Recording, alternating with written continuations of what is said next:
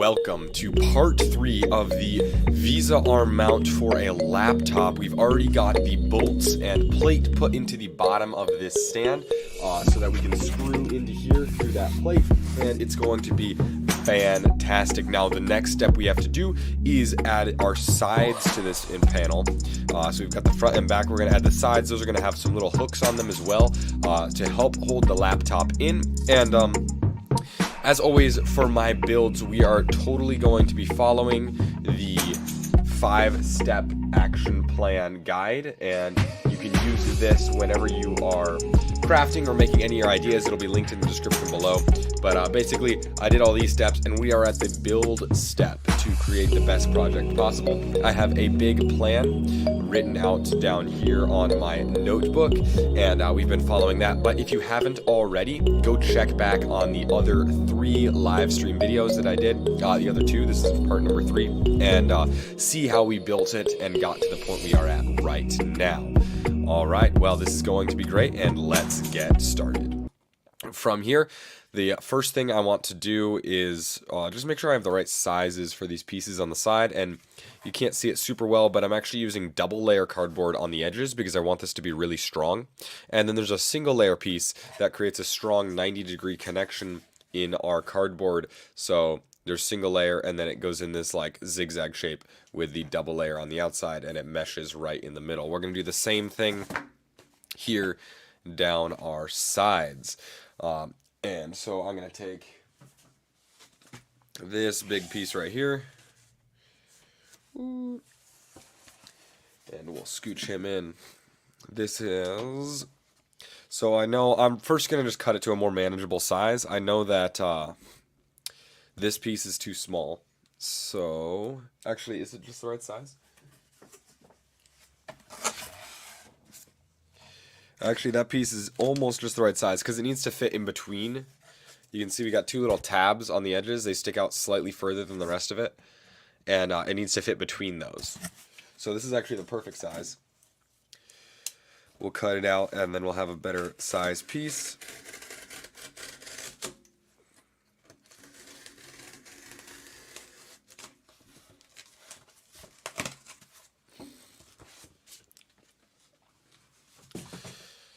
And in my plan, I wrote out that I wanted my sides to be 1 3/4 inches tall. That gives me a really strong piece of cardboard. I'm going to double check that, make sure my old piece was 1 3/4 inches because it's been a while since I built this. Alright, we're good right there. So I'll come down to this piece, and you can see right here, this is the side that was I cut. It's kind of rough because I couldn't see very well, but this side is the factory cut. It's a lot smoother, and we're going to be rolling with that piece mostly. And now, use my ruler, mark out the 1 3/4 inches.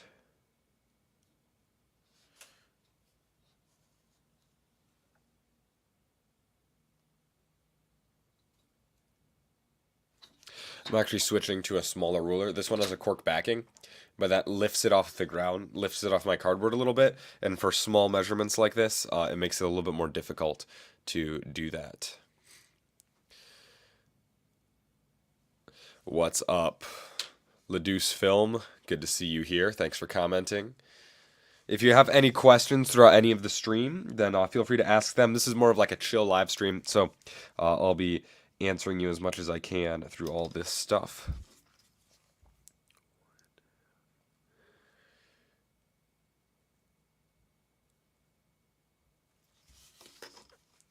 This ruler's markings are like a little odd.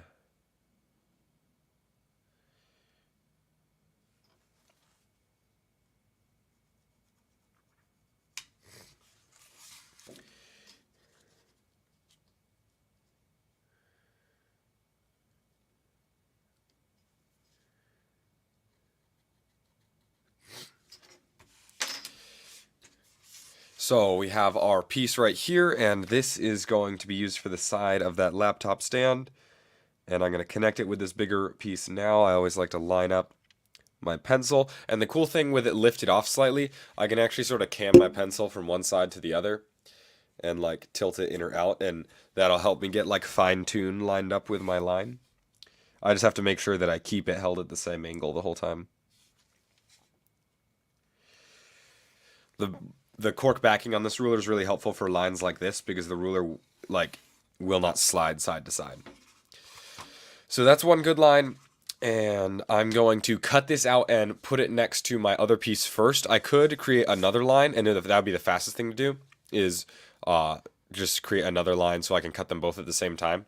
But by doing this, if I cut this piece out, then I'll be able to test fit it and make sure that my other one is also going to be good if I cut it the same size.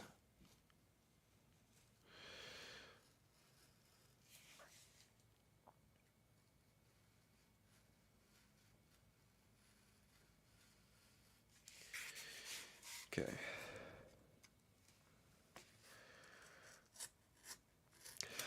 I'm lifting my hand up a little bit so that I can see the line that I drew on my cardboard.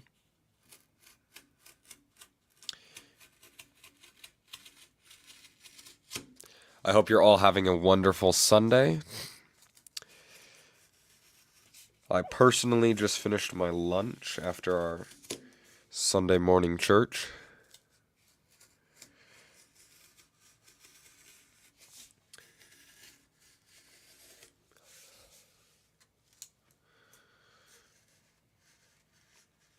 So right now, this cardboard's double layer, so it's a bit harder to cut through. And I'm really just taking it slow because I want it to be a nice straight cut.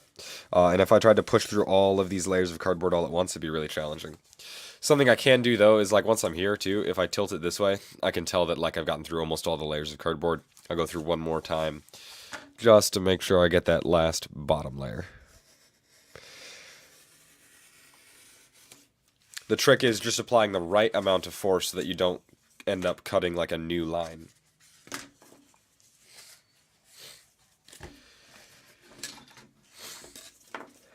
I'm sorry if I sound kind of nasally some of the time. I have a bit of a cold. Alright, so now I have this piece of cardboard and I want it to fit in between these. So I'm going to take my scissors and just trim it down till it's the right size. Scissors are a lot better at these small like trims than I would be able to do with a knife.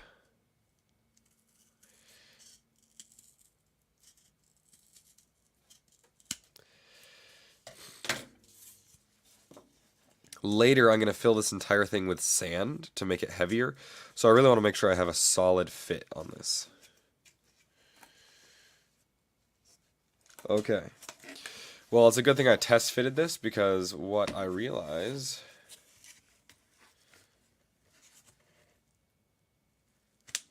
I did not compensate for the thickness of the cardboard. So this base piece of cardboard is one large single layer piece of cardboard, which is usually about 1/8 of an inch thick. And I cut it so that it would sit up here, which is great, but then we've got this cardboard sticking out at the bottom, and I don't want that. And then these tabs are also sticking out. So this is supposed to be back here, but then it would have to be set down by that cardboard piece. So I got to make a new piece that's just slightly thicker. I'm going to save this guy and actually use him on the inside for more support. I'll probably use him as like a cross brace because I'll need some of those later. So I'll keep him around. But we'll come back to our piece here and go at it again. And this is one reason it's always great to try to keep an eye out for when you do multiple pieces. You don't want to make multiple mistakes in a row because that just makes it a lot more annoying. Let me get you in focus here for a second.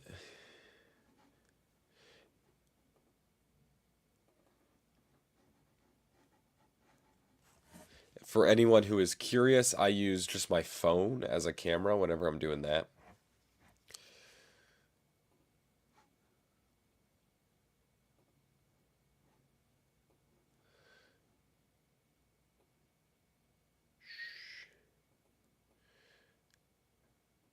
This is taking way longer than it should. Okay. Well, we're here. And so, like I told you, I had that other ruler last time. And it really made it, because of its shape, it wasn't like working very well. And that made it so I couldn't really see exactly how far I was measuring. Now, with this finer one, I can see that my distance actually needs to be 1 inch and 3/16. I mean, 1 inch and 3/8. Instead of, sorry, not 1 inch and 3/8. 1 inch and like 7/8 instead of 1 inch and 3/4. To compensate for the thickness of that other piece of cardboard. So let's come down here again, and we'll take this cardboard piece that we were working on and go with 1 inch and 7/8. So that's, this ruler is divided into eighths, so it's going to be 7 of the little dashes, or 1 inch, and then you get a half mark dash, and then 3 of those 1/8 mark dashes. Boom, we're there. It looks like we might actually have almost the perfect distance on the other side. And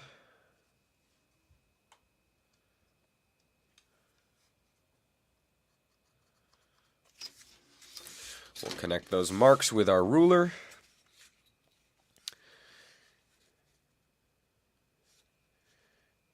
And we'll have a really strong side to our cardboard computer mount. The funny thing, the like retro part about making this while live streaming, is that I'm kind of making this so that it's easier to live stream, because it'll mount my computer a lot better. And once again, I want to be able to have a clear view of that line. I'm going to go by with a light pass the first time I go over it. That helps me get my line really well in there, and then the next time I go through, that part is already going to kind of guide the blade of my knife.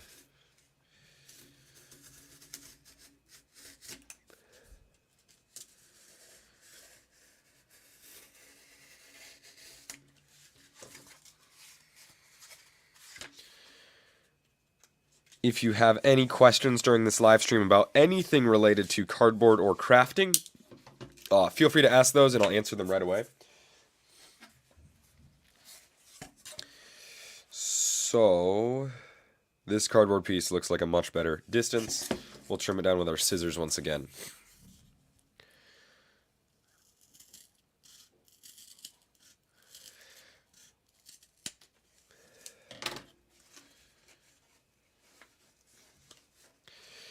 If you're watching live, let me know in the chat, where are you watching from? Right now I live in Michigan in the United States. So spring is just coming on.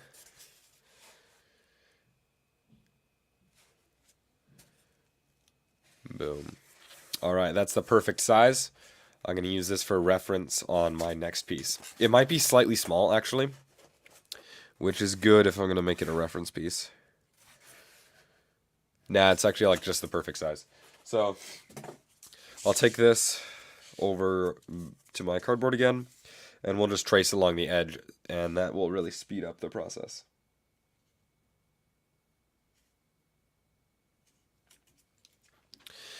The tricky thing with tracing on the edge of a cardboard piece like this is you always have to remember that your trace is the outside of the edge.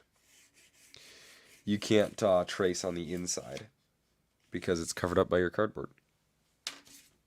Which means that when I go to cut it, I'm going to need to cut on the inside of this line to keep a true representation of the actual piece. Estonia. That's pretty cool. My geography actually isn't very good. I don't really even know most of these places. Sweet, coming in from Italy. Angelwood, nice.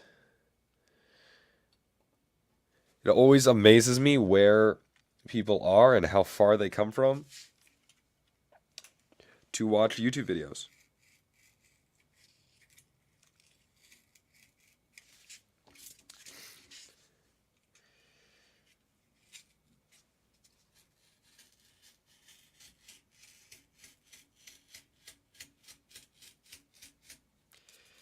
You know, I might switch to my scissors on this because it's so thin. fun fact, I did a recent collaboration video where I made a cardboard sword with a guy named Tim with a channel called Goat Reviews. And he lives in Australia, which is a 12-hour time difference from where I live, which is pretty funny. So it'd be 12 a.m. for me, it'd be 12 p.m. for him. And to make things more confusing, halfway through that, in the United States, I don't know if they have this in other countries, we have daylight savings time. So like halfway through the year, the time shifts by an hour so that like people can be awake when it's more sunny.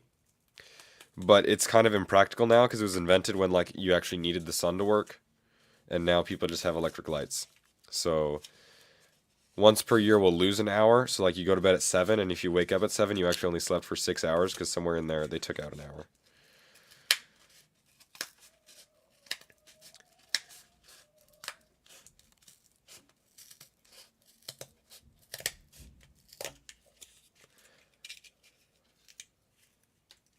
Alright, well that's a pretty ugly cut. That's one reason you don't use scissors when you're cutting things. I'm going to clean it up a little bit with my razor blade, and we'll get it put on the part.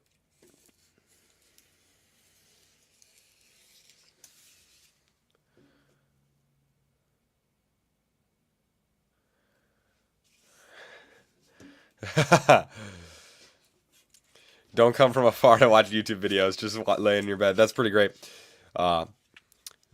That's kind of what I meant. But it's cool because I don't have to go anywhere to connect with all you guys. You're able to just get it from wherever you're at. Boom. Let's see if this new part fits.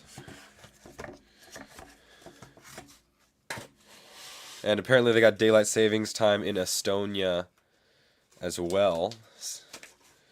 So that's neat. I wasn't sure if it was there too, because I thought it was like Benjamin Franklin who came up with daylight savings time. But Benjamin Franklin is accredited with all kinds of random stuff. Alright. I'm going to put... So my laptop is going to be facing up, and the top piece of this is going to be on the inside, which means that if you look at the bottom, you can see what I'm talking about. You'll see the corrugations of these pieces here. And that means I kind of want it to look clean, but I'm not going to see the bottom of this very much, so I'm going to put the ugly side of my piece on the bottom. So it's time to go to our gluing. For the gluing, I'm going to be using a new glue gun that I got from this random Chinese company called Monvict. At least I think they're Chinese. And I did a whole review on this glue gun. But it's pretty neat because it's got this upright stand. A lot of glue guns have this, but what that does is it helps keep it from dripping as much because the glue gun isn't tilted down as far.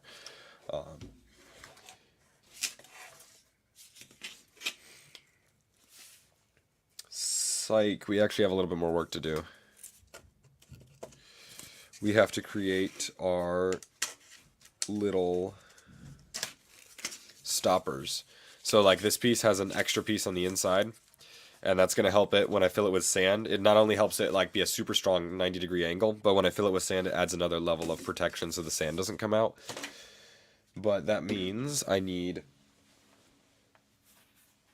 another cardboard piece. This is single wall, and it looks to be the same thickness as the one I used before. Yeah. And what we need to do with this one is it's going to be a little bit... It'll be the same length, yeah. Sort of just depends upon what part I'm using it for, but it'll be the same length. These two... Which one is the thin one? Okay. So once again, I'm going to just trace this out for reference, but I'm actually going to have to take off... I'm not going to trace it. I need to take off 1/8 of an inch from both sides of it to compensate for the thickness of my cardboard. Which means instead of being 7/8 long, it's going to be 5/8 long. 1 inch and 5/8. Yeah, do my math right.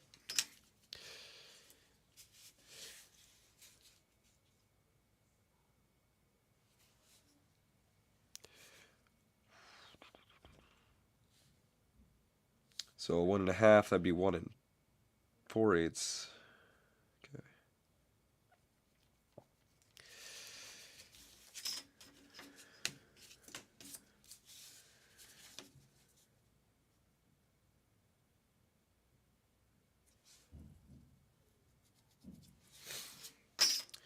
There we go. Some people still make fun of me because when I am doing math and stuff, I'll count stuff on my fingers to make sure I do like simple little subtractions right. Which I suppose is kind of lame for a 18-year-old getting a mechatronics degree, 19-year-old getting a mechatronics degree, but it still helps me out, and I'd make fewer mistakes. Boom. Also, I might just have like dyslexia, and so it's hard to count and keep things straight, but that doesn't really matter to me.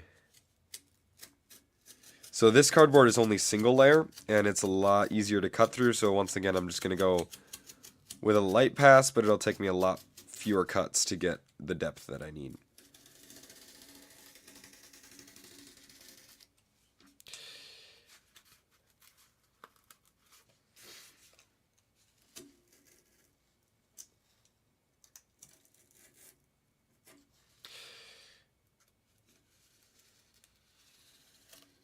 I'm curious what all of you think. I've been releasing some more shorts into my channel, and I wonder what you think about those. Some of them are just like stripped out of other videos, all the YouTube shorts.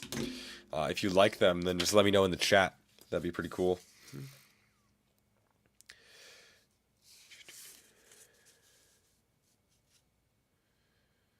This guy might need to be a little thinner.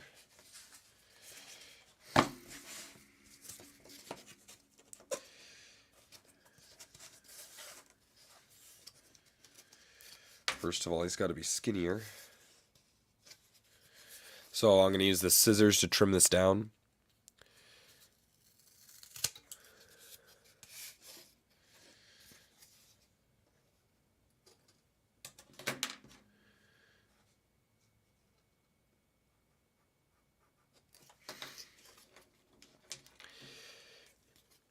And I'm going to cut this side a little bit big just in case.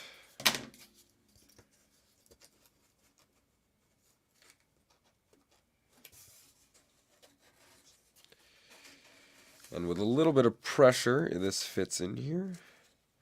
And yeah. Looks like I gotta take off another 1/8 of an inch. This cardboard piece is actually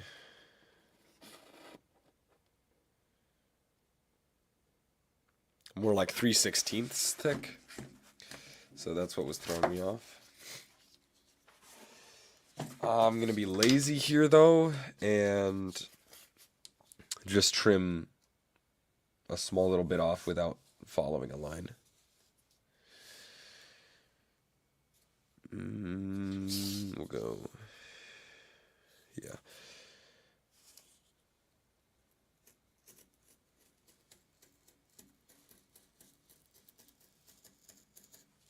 This part you will not see. It'll be covered up by other things, so it doesn't really matter if it looks perfect.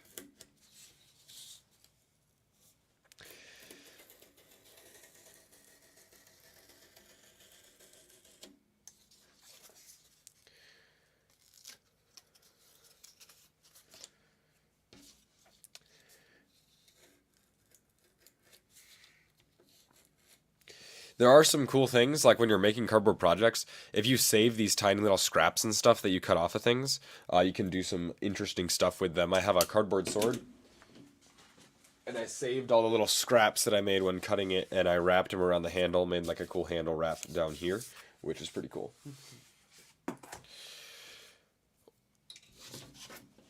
But for this project, I'm not going to need it.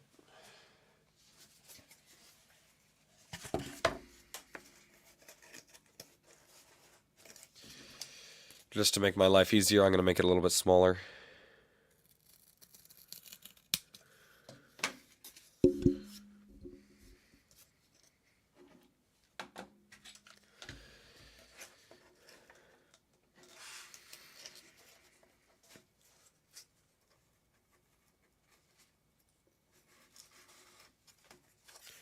Alright, that height looks really good. And now hopefully you can see what I'm talking about here. This piece will go on the inside. Then this piece will slot into the outside right here so that everything sits nice and flush, and that'll be super strong. First, though, this piece needs to get glued inside. So I want this to be dead center inside this whole thing.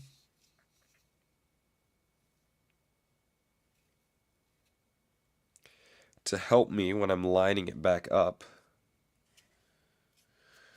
I'm going to add some pencil marks.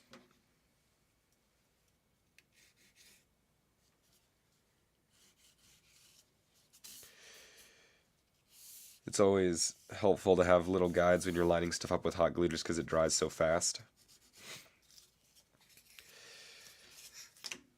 And now to make sure I don't go like over the edges, I'm going to put all the hot glue on the small piece and then glue it onto the big piece. This stand can also come off of this glue gun.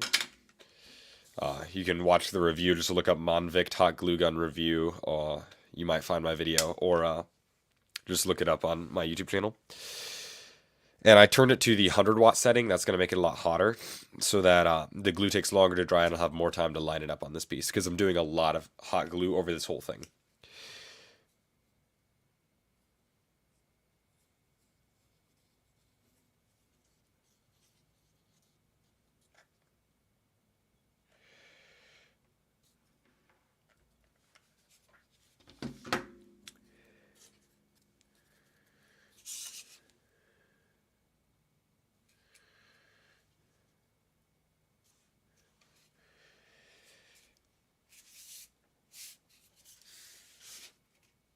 It's possible I'll have to trim this up a little bit more once it's all glued together. We will see what happens there.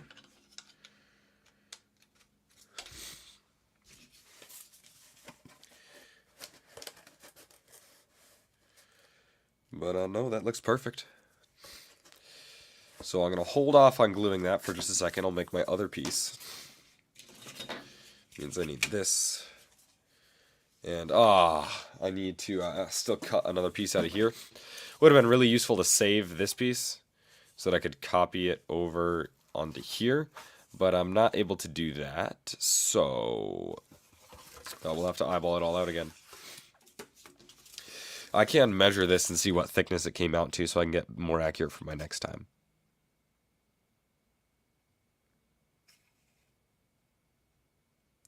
I'll go for about 1.5.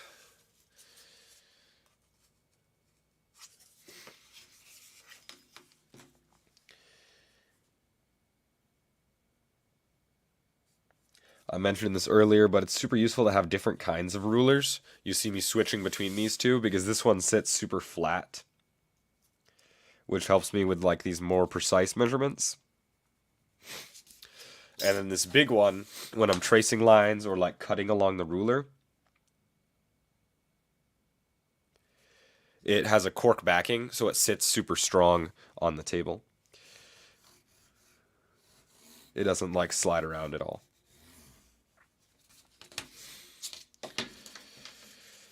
So I can cut down this, boom. And then like this box cutter is way better for like these straight cuts because I just have bigger hands and so it's easier to hold this than if I was trying to use like a X-Acto hobby knife like this. This is definitely better for small details though. So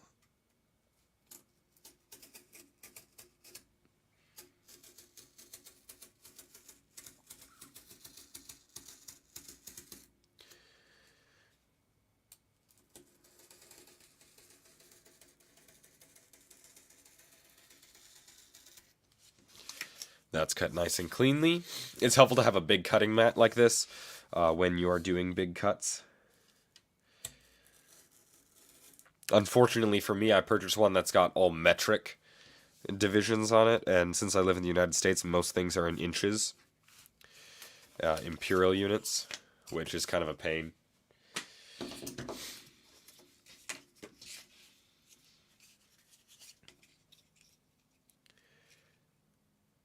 Alright, this piece looks like it'll work.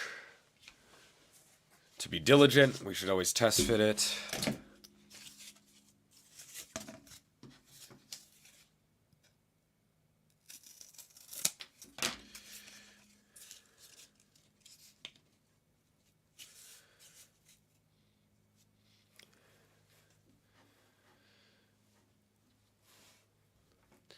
Ledusa film metric is by far better.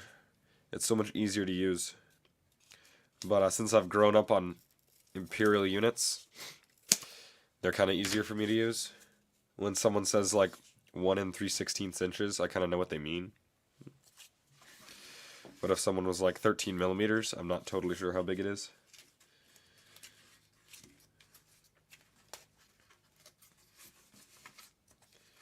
But now I work at a German factory, so everything there is metric, even though it's in Grand Rapids in Michigan.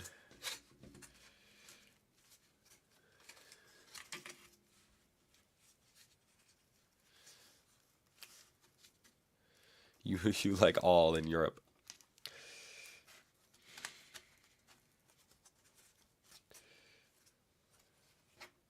I was watching a video of a guy who was talking about how it's useful to know both metric and imperial units.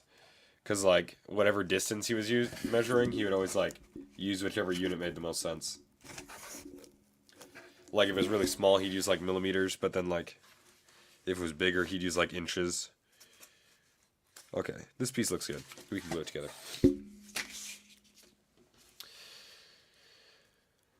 But let me know in the comments below. This is the question of the day. What is the most recent DIY project you have made? I'd love to hear from you in the comments or in the live chat.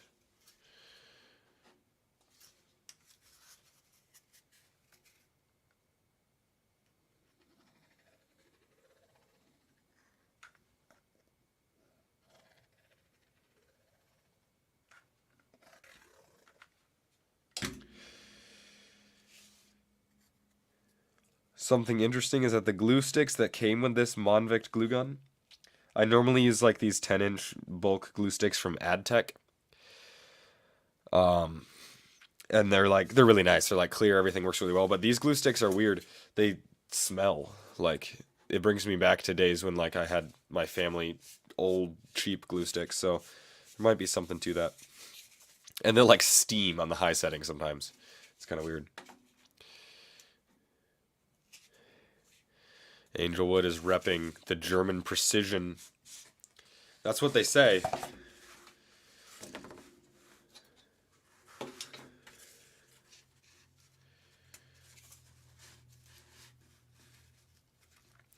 I remember hearing a story about,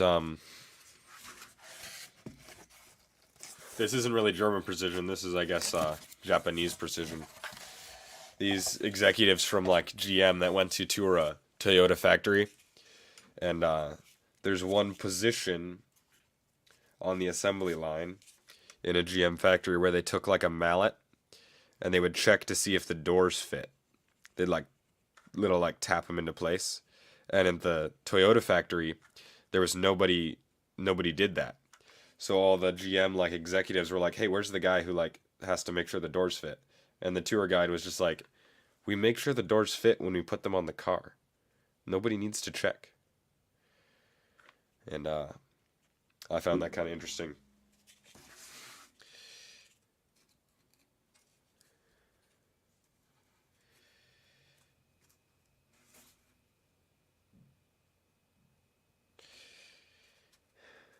Ledoux Film says metric is the only way to go if you're calculating something specific. When would you not be calculating something specific? Like if you're just like rounding or estimating, like roughly 3 inches.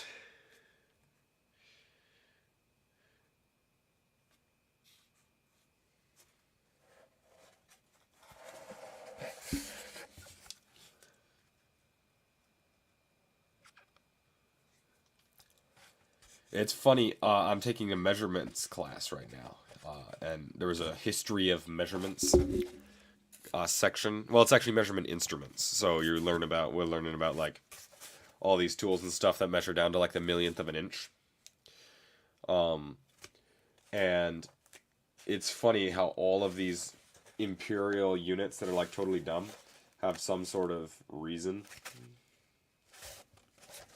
And how long it took them to define different units. Like, I think the yard was defined as, like, the average distance of, like, 6 men standing side by side for, like, a while. It was the official definition of a yard.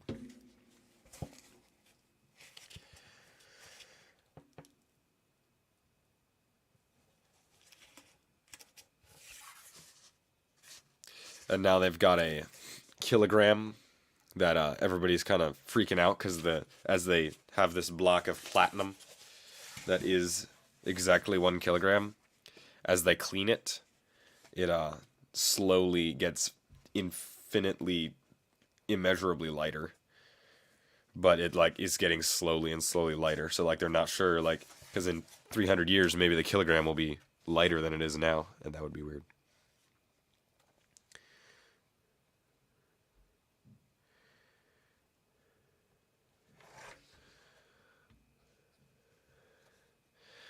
Ledouce Film, you are correct. All imperial units are defined by the metric system. An inch is defined as a division of meter or something like that.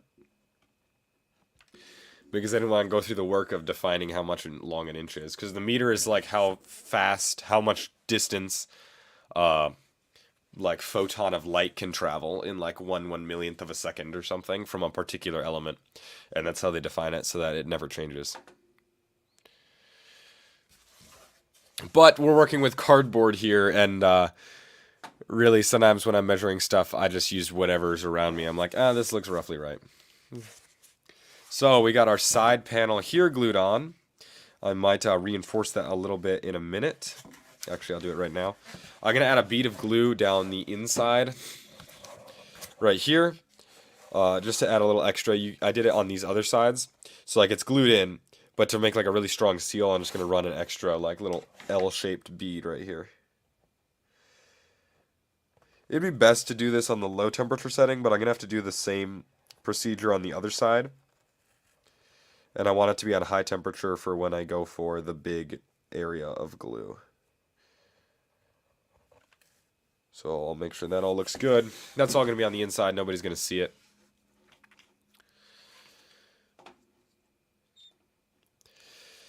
And over here,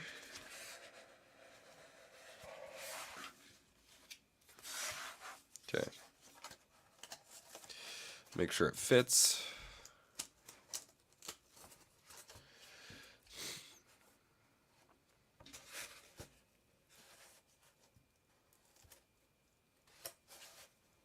Okay.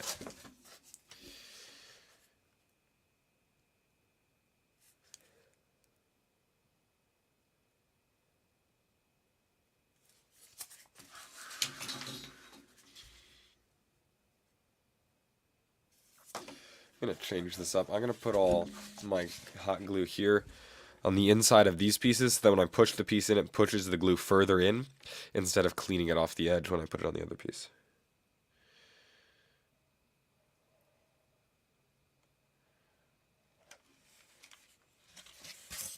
Here I'm also doing a nice thick layer of hot glue, because when you do more hot glue, it cools slower, because there's like more mass to hold in the heat. And let's try to keep that from dripping all over the place while I put my glue down this edge.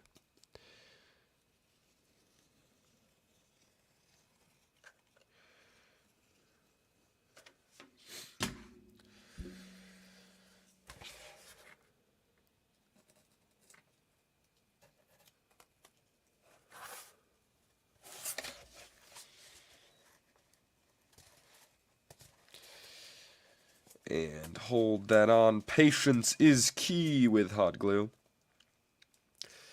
It only cools so fast.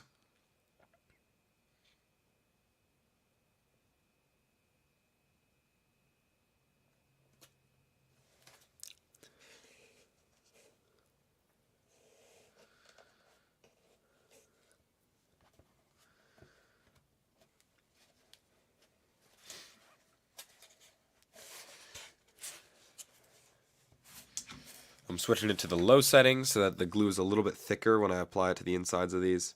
Just makes it a little easier to work with. Obviously, it doesn't cool down instantly when I flip the switch, but I don't need it on the high setting anymore.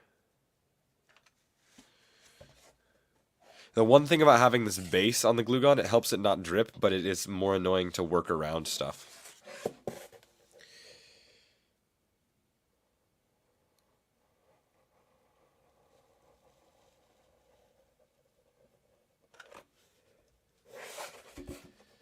There we go.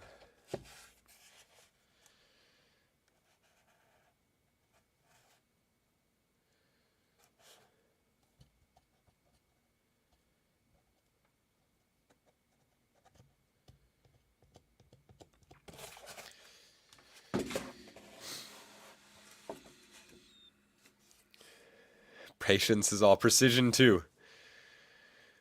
Precision, yes. Precision matters. Apply your hot glue in just the right spot.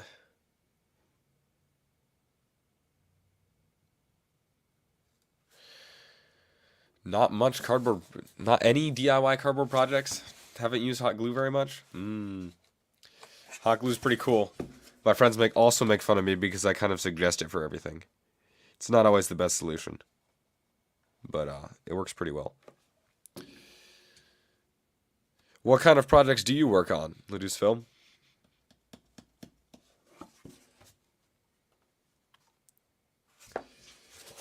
Nice, that's feeling super strong.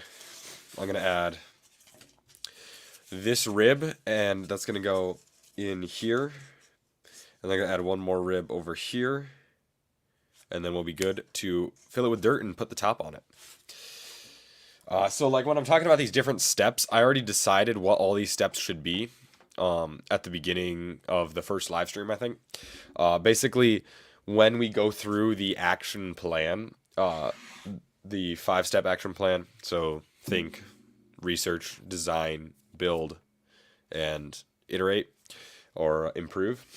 The first step of building, or the last step of planning, is to, it's written really small right here, but is to figure out the best process to build your project in. Sometimes, like, you'll build stuff in the wrong order and it becomes really complicated to build because it's in, like, a weird order and you're, like, building the easiest thing last, and you like, can't put stuff together and you gotta take it back apart to put it together. If you figure out the best process and the best order to build stuff in, it can really help you out. So if you just take a little bit of time to do that ahead of time, then you can stay focused when you're building your project.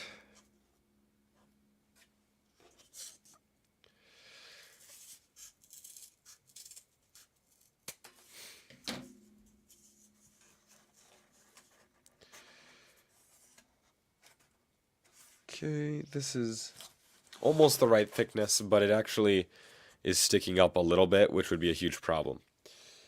So we'll have to trim that down.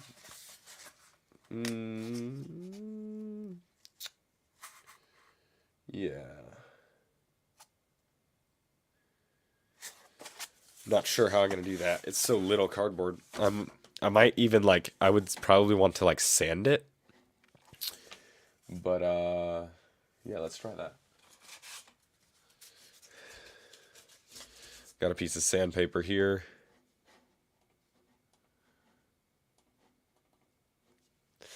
And let's see if I can't take this down a little bit. Boom.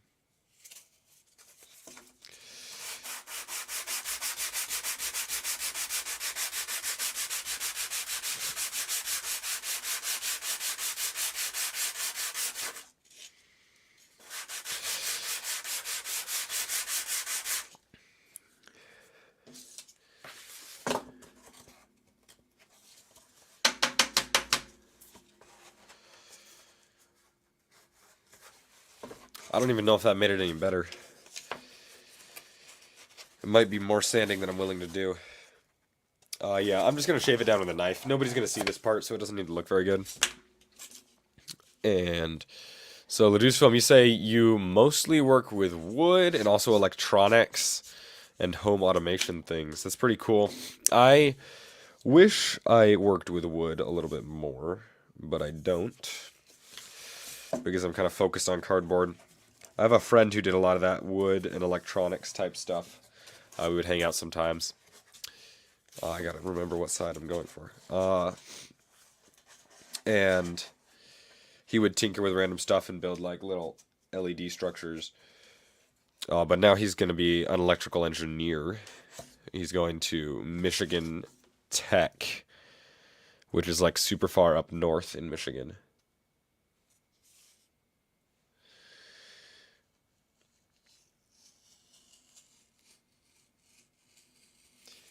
But I feel like I could do really good with electronics. I just don't have any electronical components to work with.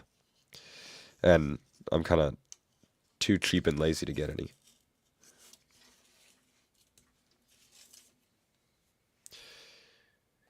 And then you're learning how to use cardboard material. So, yeah. Cardboard's super cool. It's often underestimated.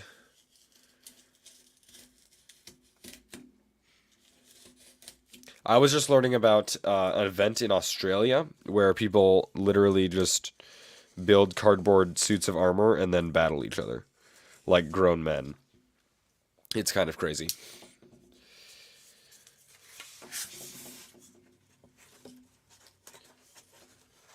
And one of the rules of the event is that, like, if a kid asks you for your cardboard suit after the battle, if it's still not destroyed by some miracle, then you have to give it to them.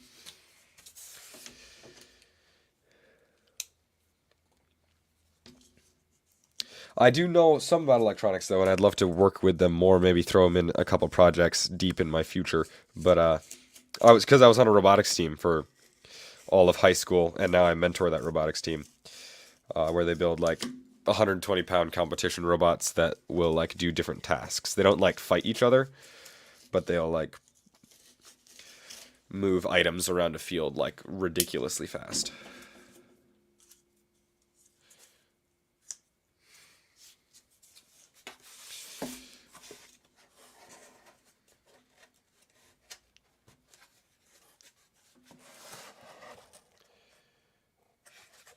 Okay, that piece looks like it'll work.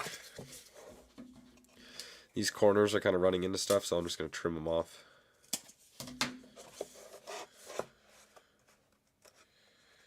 Sweet.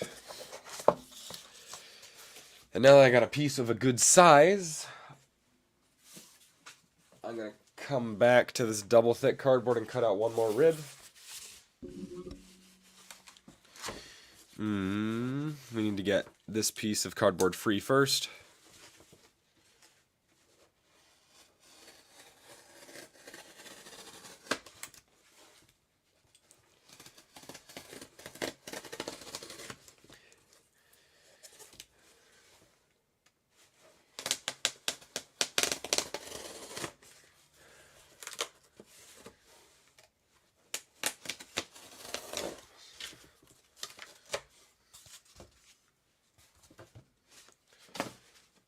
One of my favorite things about cardboard is just how fast I can often build things.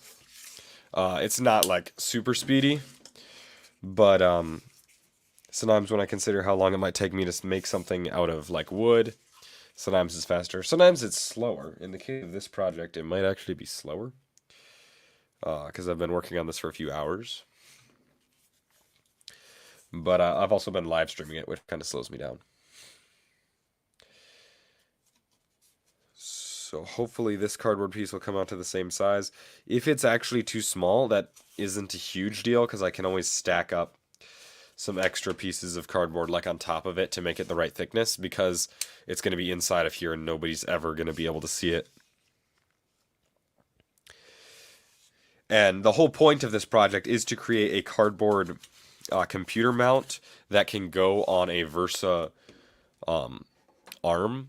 And a VESA arm is like this computer arm that's able to like just hold your computer up in the air and you can like move it around. So that's just going to be helpful. Like when I'm doing live streams like this, I don't have to have my computer just sitting on my desk like it is right now.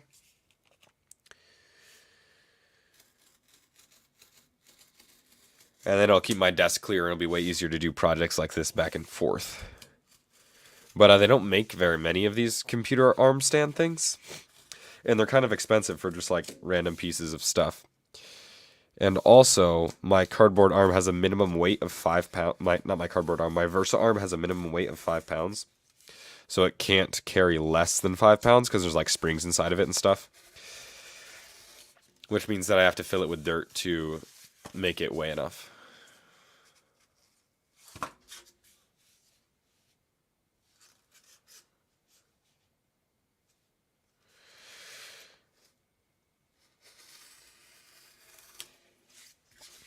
Angel Wood is saying that he likes all materials. There we go. Good. Open to all materials. But cardboard seems to be rich of good chance for doing DIY projects. It's definitely good for DIY. And often like first prototypes and ideas and stuff. And then like if I use my cardboard thing enough that it breaks, I'm like maybe I should get like a real wooden one.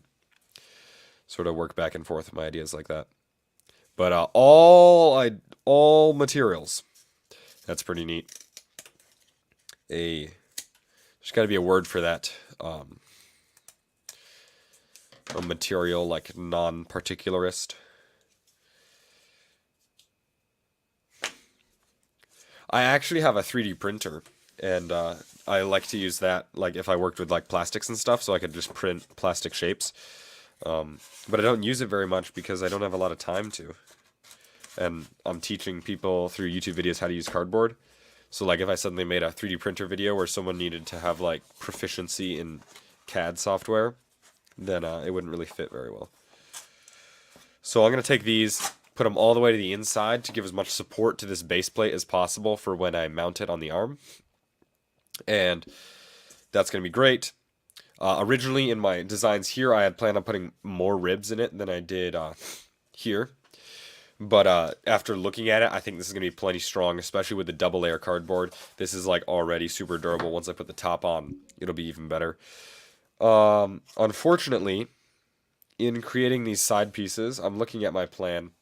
I completely missed an entire aspect of the plan, which was to create little hooks on the sides, just like this one, which keeps the laptop from falling forward. So I'm going to keep going with the project. There's not a lot I can do at this point.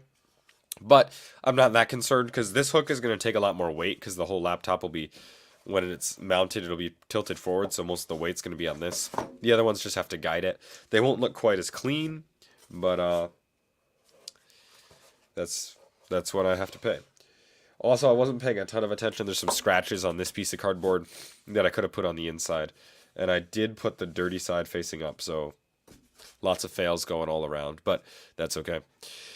It's all a learning experience. Every time I build something, I'm going to get better at building stuff and be better the next time. I'm really just here learning with you guys, doing a lot of different projects, and hopefully you're able to take some stuff from this experience. I'm not really like a cardboard professional. These pieces, yeah, I think they're a little bit high on that side, but they'll be fine. So, it doesn't really matter exactly where they are either. I'm just going to take my hot glue, but I'm almost out of glue stick, so I'm going to add a little hot glue to the end of this one. Then I can stick it in the back of my glue gun and glue it to the other hot glue stick. That way, now I don't have to worry about changing hot glue sticks like partway through or having it slide around or do anything like that. So I'll add all my glue to the bottom of this. Nice big bead of hot glue. They do make glue guns with different kinds of nozzles. Or like this one has interchangeable nozzles that I'm using right now. But it didn't come with any nozzles to interchange with it. If I wanted to, I could buy interchangeable ones. And I'm curious how that would turn out. I don't know if anybody's experienced with different kinds of glue gun nozzles. But they've got like long skinny ones and like fat ones.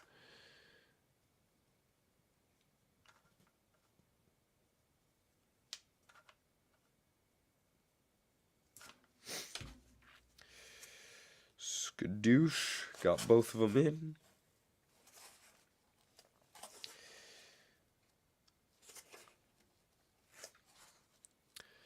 That'll just make sure we're super strong here. I'm going to add some glue along the top edges here so they can't wobble side to side as much. And I think they're glued well enough down. I'm not going to add any glue down there.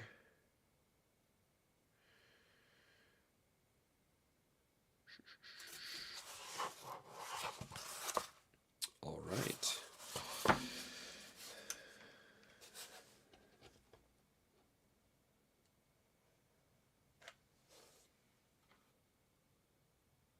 Oh, shoot. Dang it. So you'll see here, I have these cardboard pieces in the back are lower than the ones in the middle. I lined up the middle ones with the double layer thick on the outside here. But my top piece needs to sit down underneath this lip. You can see there's a cardboard piece down here. They're separate from each other. These pieces need to be as short as that lip. So I still have like an 1/8 of an inch to take off of all of them. So I can take these back out. The glue is not 100% dry yet. Let you watch that down here.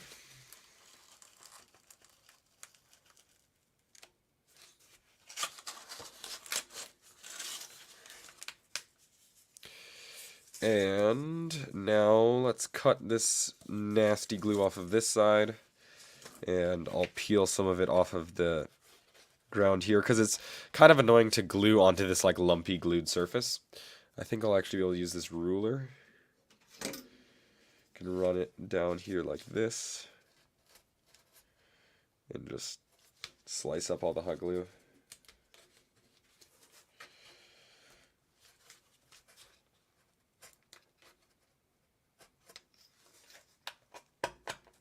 This worked a lot better in my head.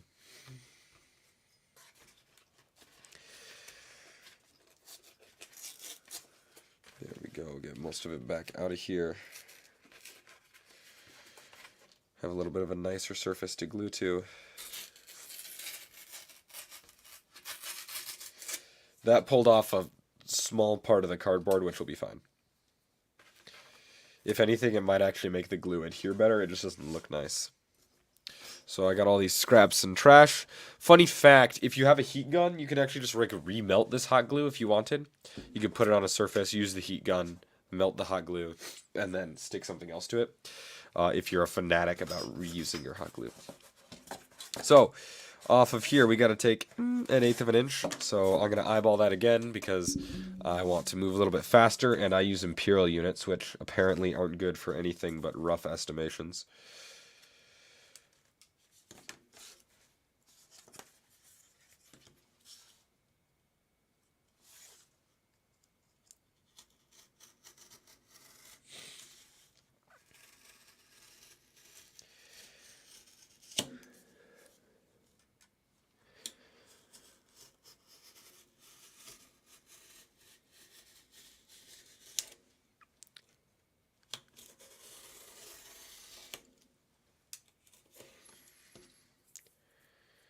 That piece is trash.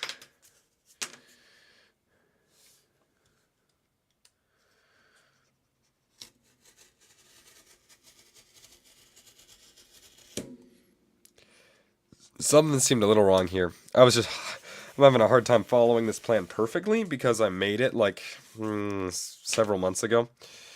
It's been a while since I've worked on this project. You can tell because the last time I streamed those videos earlier in the series was like forever ago. But I'm back. And it's hard to pick up where I left off. Plus I'm having like a conversation with you at the same time. Alright. From here, I can check the fit of these pieces. And they look pretty good. That one's got to be a hair shorter.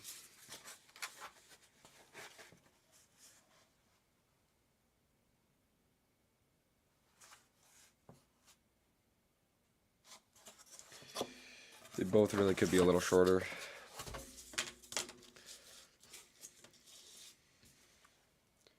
And one of the reasons I don't always love measuring cardboard is just because it feels like sometimes I'll measure it and I could cut perfectly, but it just doesn't all work out perfectly because not everything about cardboard is amazing.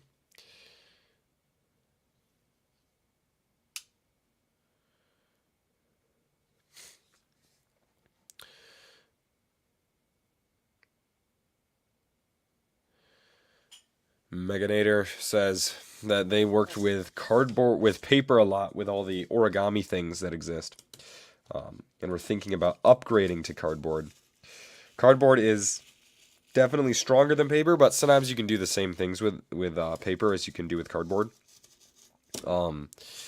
So occasionally I'll find myself working with paper, but I don't do a lot of origami. But like this piece in here is a piece of paper. And I'll use it to like cover edges and things, but most of my base stuff is made out of cardboard. Yeah, it's kind of just like a different medium. I don't know if I would call it an upgrade, because you're not going to be able to create like a little pretty butterfly, or like the things you make with origami like are totally different from the kinds of things you might make with cardboard, because cardboard doesn't fold like paper. So definitely a useful skill to have both of those. And your origami skills will definitely help you out in your cardboard endeavors.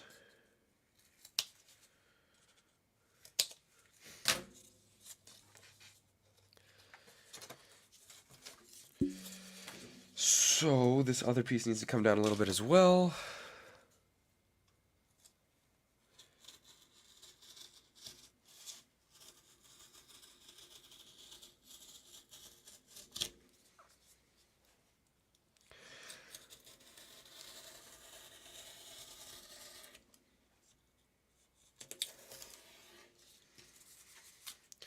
And then we'll trim the corners.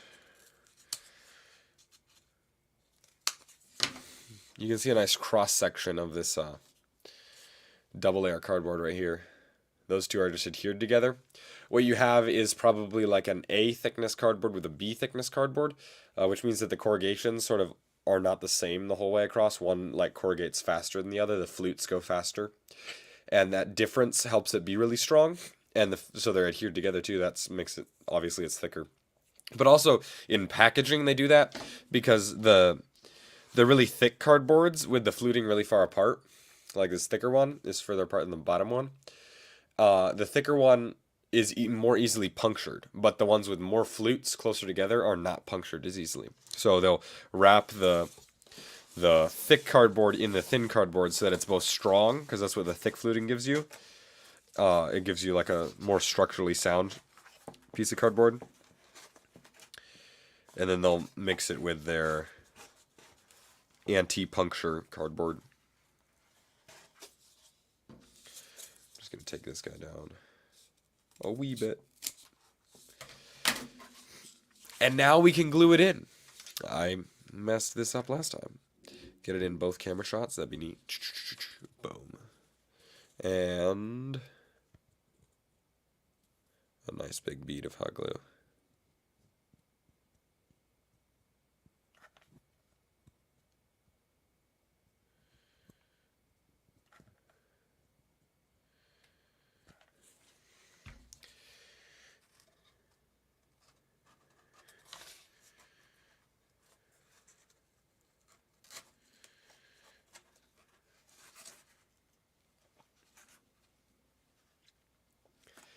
That's there.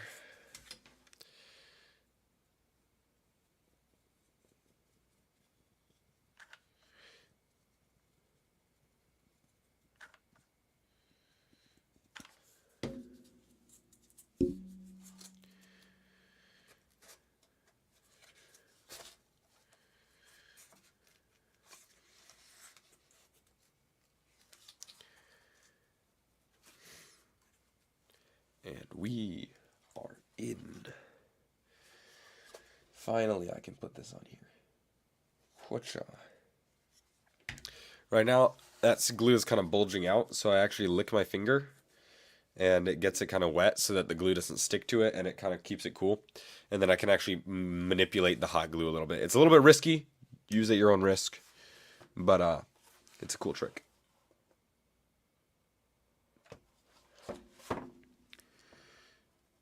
For these other ones, I'm being more careful, so I don't actually need to use my finger. I'm just applying the right amount of glue to start with. Except for these spots, where it's actually helpful to sort of flatten it out.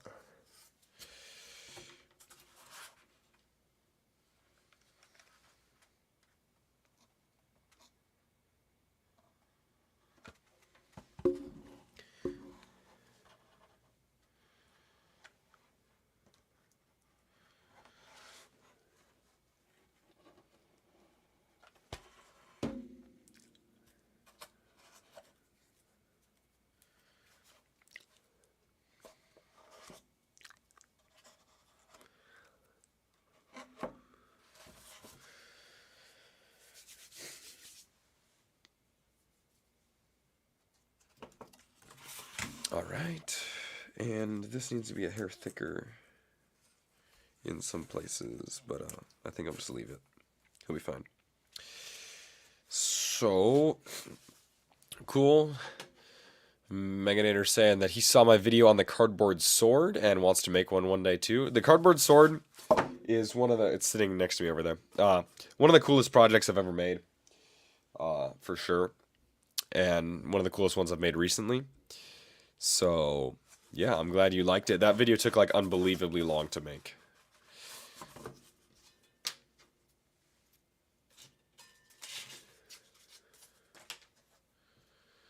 I had recorded about an hour of footage, like talking to the camera from my script, and I had to edit that all the way down into 18 minutes. And then I added other stuff to it.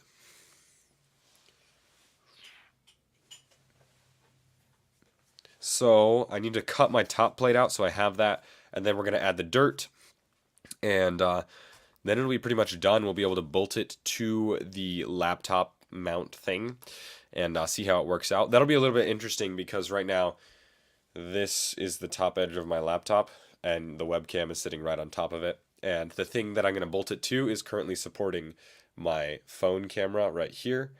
The one that I'm pointing straight at. So we'll see how that works out. But let's get a big piece of cardboard.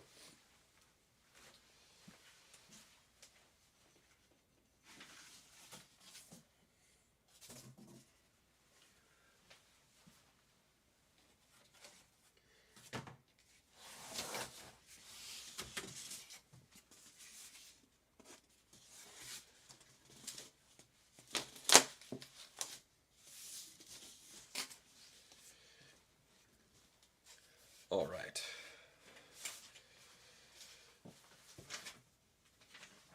Plug while I'm moving stuff around. This is linked in the description below. You can go download it. It's my 5-step action guide for creating cardboard projects.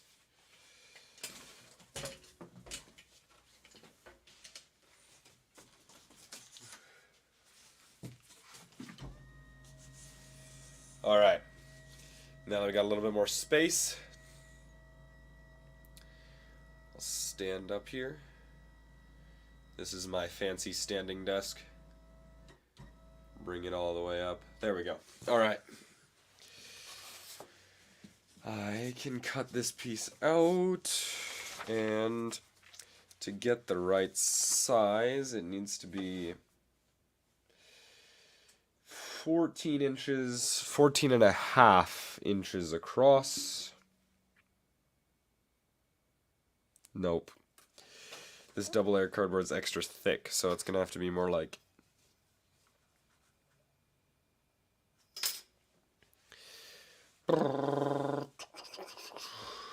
double layer cardboard is 3/8 thick, so 3/8 2 times brings you to 6/8. 6/8 is almost half an inch. No, 6/8 is over half an inch. It's an inch and an eighth. I mean, half an inch and an eighth is 6/8. No, it's 3/4 of an inch.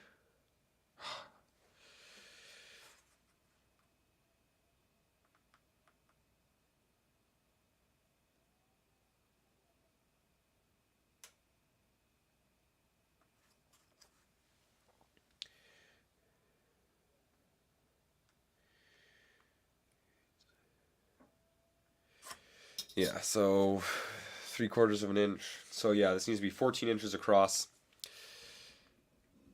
My dimension, my overall width should be 14 3/4. So when I take the 3/4 off, it'll be left with just 14. It'll fit between the inside of this, because I'm not going to the outside, I'm going to the inside. So we'll go 14.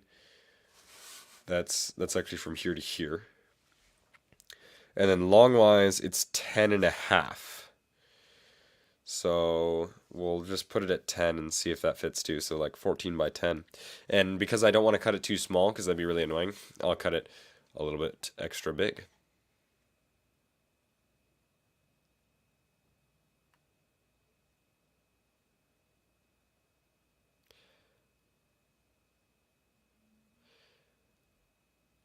Sweet.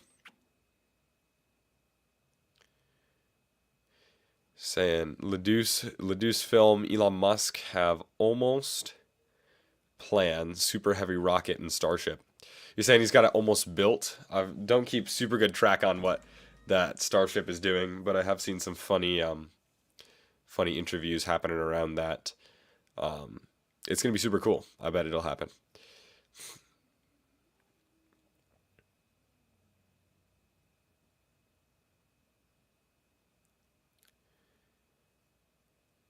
Yes, I have a lot of planning. It's one of my favorite steps of creating cardboard projects. On my robotics team, I would always be the guy who's like planning forever.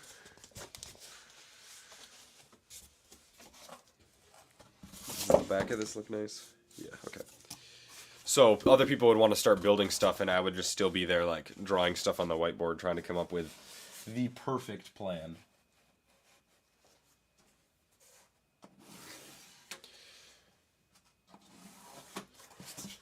But more often than not, there was more than one right solution, so there's no such thing as a perfect plan.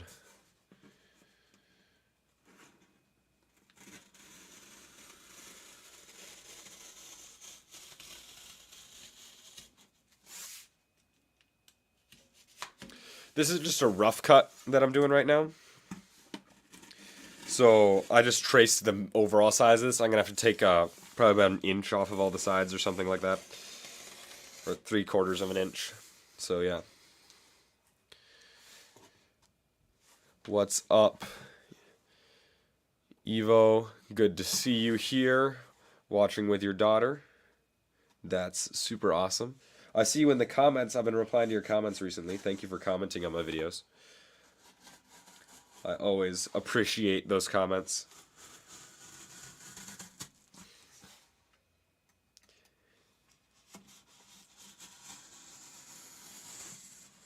I once even hopped in a Google Meet, like a video call with someone who had a problem in the comments. I couldn't explain it to them very well, so we like brainstormed over Google Meet. That was pretty cool.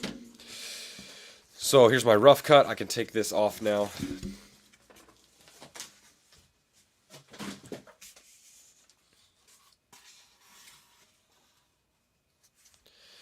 Leduce Film, a bad plan is better than no plan at all. That is correct. If you have no plan, if you aim for nothing, then you'll hit it every time, as some great person said one time.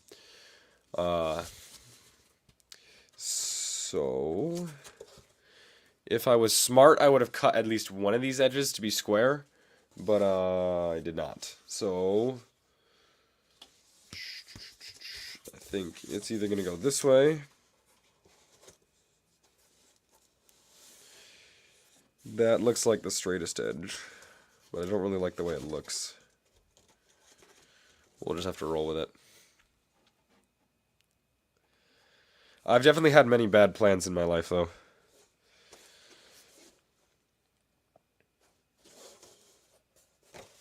What I'm going to do is create a straight line to cut off of. I'll cut it on this edge. And so once I have this straight line here, I'll be able to connect those dots, and then it'll be a lot easier to line it up, and then I'll just actually use this piece as sort of a reference. I might not even have to make measurements, which would be a lot better, because if I can reference the piece I want to fit together directly, then I don't have to worry about copying my measurements over perfectly, because like with cardboard, like it totally changes if I like accidentally push it in or like push it out a little bit. All those measurements can change. So I wish I had a yardstick with me or something long and straight, but I don't. I'm just going to make a line along here. This measurement that I'm making, this line I'm making right now does not matter in regard to its dimension, because I know I have more material than this to still take off of. But it does make a difference if it's straight, which is why I used the square right there.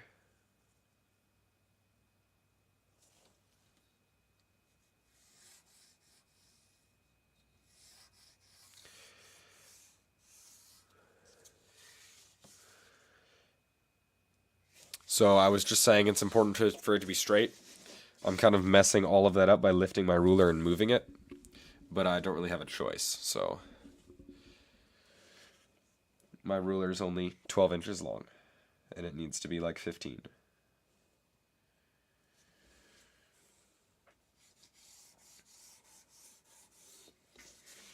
There we go, and you can see that sort of helped me.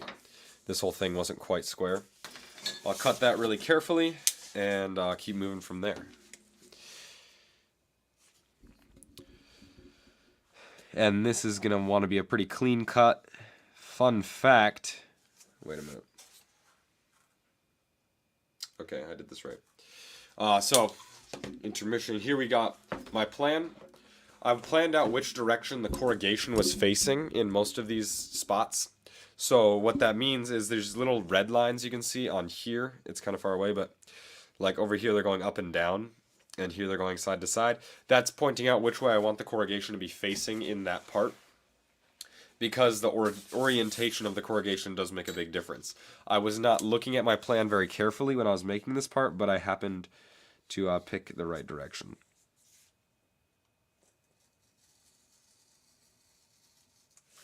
This blade is starting to like not cut very well. I'm going to flip it around. I think that side is sharper.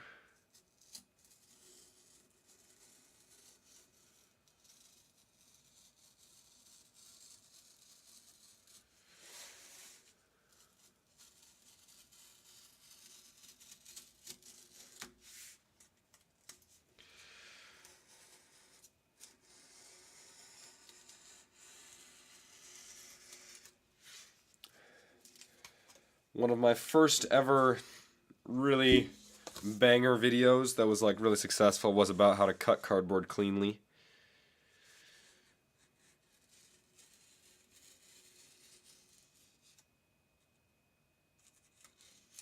Funny thing is, in that video I basically just told people to use a cutting mat.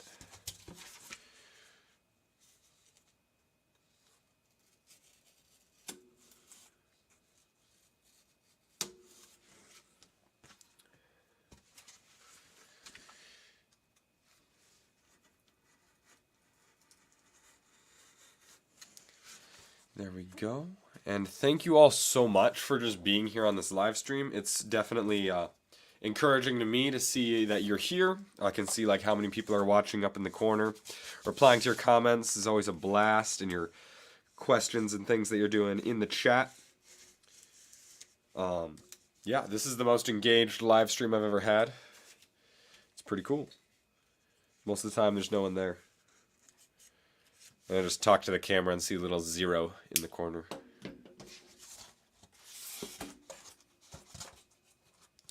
Alright, that fits.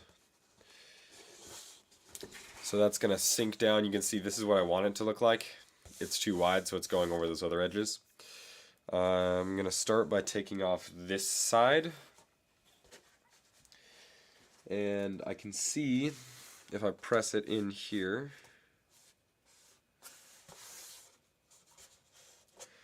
I can see where I need to cut this piece.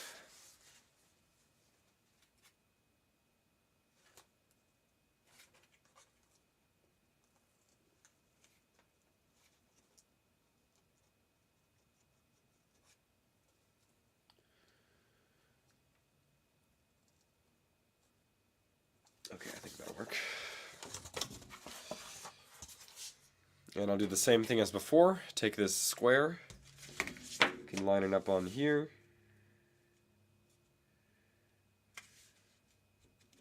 Only my edge isn't straight at all, so the square can wobble by that much, which is terrible. So we're just going to have to put a measurement on each side of this. I really would like to use the square though. Let's change it up. Instead of lining it up mechanically, I'll just line it up visually. This is a different kind of square. So it'll come here.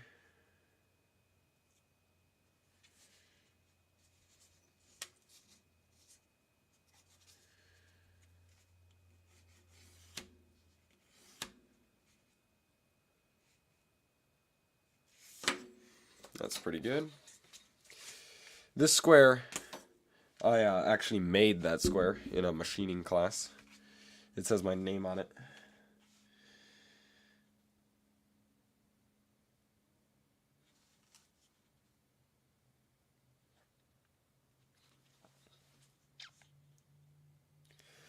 But yeah, I had to like program the whole CNC machine, make the path and everything, the little like tool changes that it does. It switches between like a drill and another tool. From here I'm gonna check it again. That looks pretty good. The back is actually slightly off, so I'll compensate for that a little bit.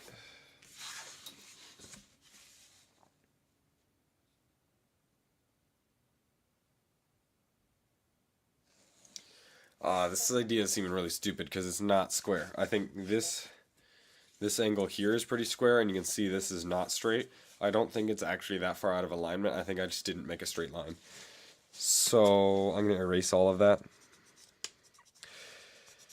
And we're going to try something different here.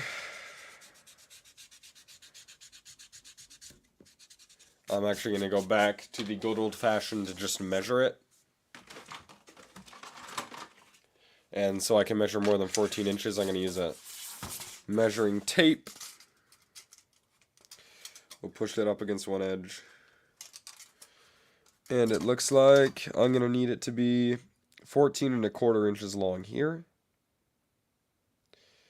Really 14 3/16. I'll check the back to make sure it's square.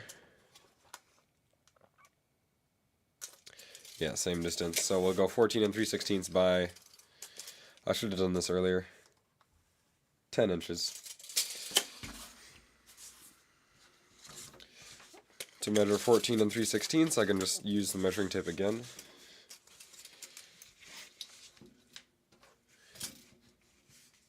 This measuring tape was given to me when I went and toured a company that I was thinking about working at, but didn't work there, so.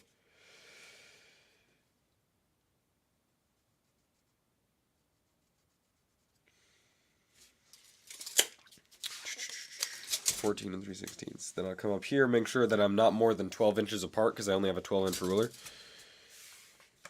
So this mark and this mark can't be more than 12 inches apart. Measure it out. 14 3/16. Now, I'll connect those. Oh, this entire piece isn't more than 12 inches long.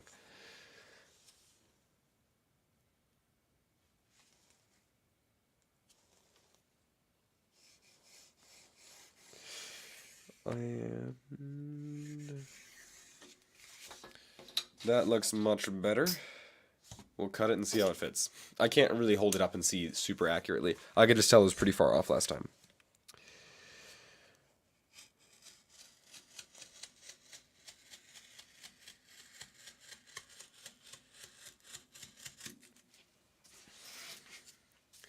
There's a little compressed section through the middle of this cardboard piece from whatever happened to it before I got my hands on it. And that'll be a little bit harder to cut through sometimes.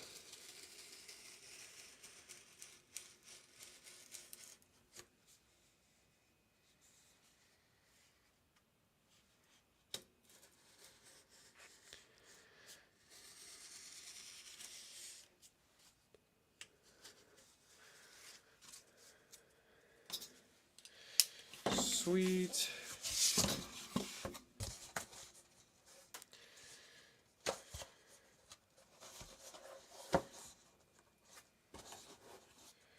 And with a little bit of pressure, which is kind of what I want. I don't want it to be a loose fit. I want it to fit tightly. It looks like we might be fitting. I'm going to have to cut the back and see how that is.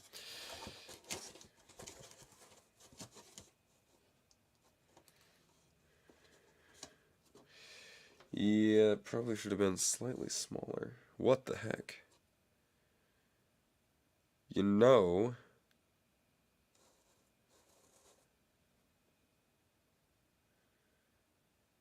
something's really wrong here. This isn't. Something is not square. So like I said, I thought maybe I didn't make a straight line. I think I was wrong.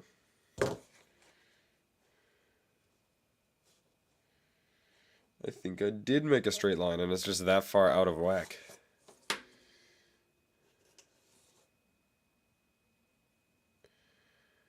Maybe if I flip it over, it'll line up. Sort of. Not really.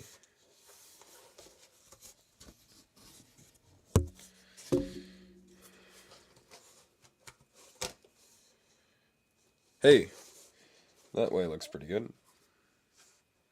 I don't think the bottom piece is square. So when I did that initial trace, I wasn't tracing something that was square. So definitely something to watch out for. So this orientation seems to be pretty good. I think I might need to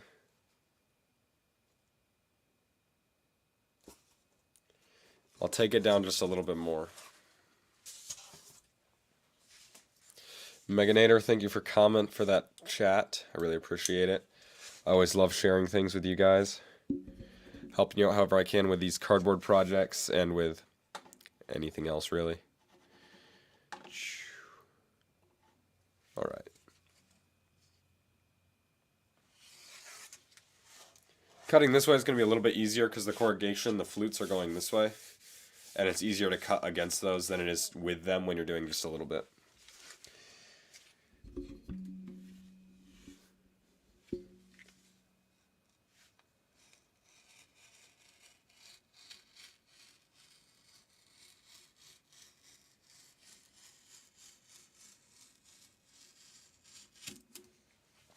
There's kind of a minimum amount you can cut off with a knife. It's hard for you to see because the video is a little bit blurry, but I'm getting it really as thin as I'm confident making it. Otherwise, they'll sort of just start tearing the cardboard edge apart.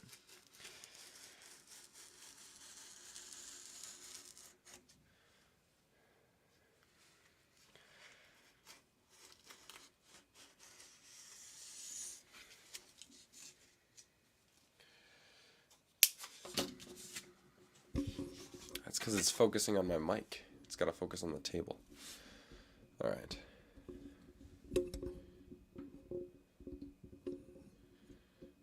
See if that works better. And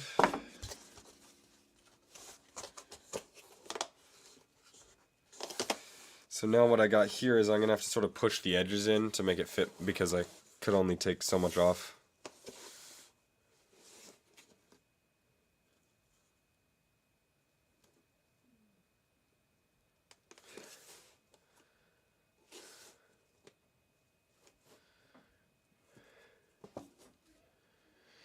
Evo.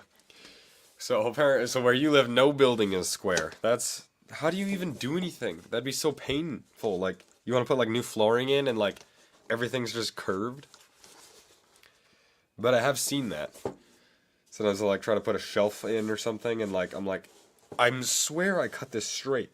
And it's just, no, the wall isn't straight. Alright, well, in that case, we've got a little bit of extra character here on the cardboard laptop stand. And now you can see the back of it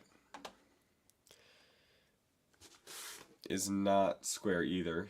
This edge has way more sticking out right here, and it goes down. So I'm going to trace a line on there so we got an even line, and it works out. Reduce film. You live in a 100-year-old log house. Well, first of all, it's made of logs. Second of all, it's 100 years old. It's funny. The pyramids are perfectly square.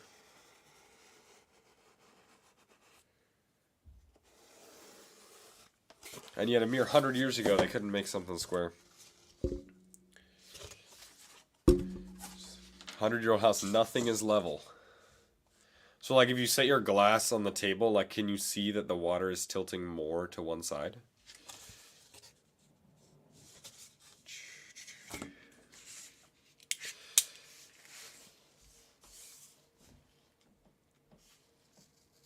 I feel like my house, I have a house, an apartment in Cadillac, Michigan, because that's where I go to school. Right now I'm at my parents' house in their basement. This is like my room. There's actually multiple people sleep here. Me and my brother. There's a bunk bed behind you. And in Cadillac, though, the building is like so cookie cutter. Everything is like oversized because it's like wheelchair accessible. And everything is probably, it seems like overly square. There's like no creativity in the building.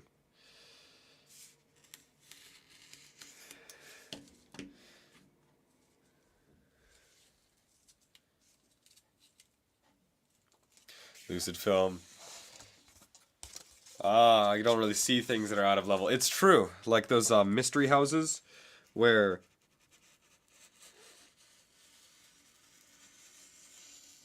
the whole house is built out of level and people are just super confused. Because, like, if the floor is tilted this way but all the walls are also built that way, then, like, you think that's flat. But then when you're standing, you just, like, always have to stand tilted to the side. At a certain level. Yeah. In my mechanical drives class, they're obsessed with making things level. You, like, take something that's, like, what, it's probably, like, 3 millimeters thick. Not 3 millimeters. Like, a millimeter thick. And then, like, stick it under, like, a couple millimeters. You stick it, like, under the motor mount to, like, make it perfectly level. Okay, so I got that cut off, and now I can have this straight surface. This surface is perfectly straight, so I can edge in from that and not worry about it being super out of square. So I'm going to do that. It looks like I got to take off this thickness, which means I got to go in half an inch.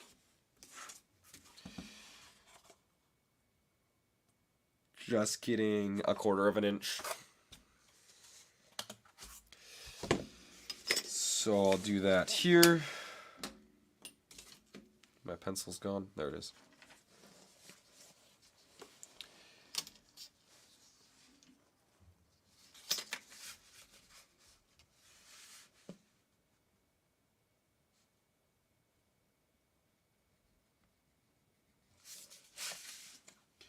At this point, I don't have a lot of other dimensions left. This is like the last one, which is nice, but also it means there's a little bit less margin for error.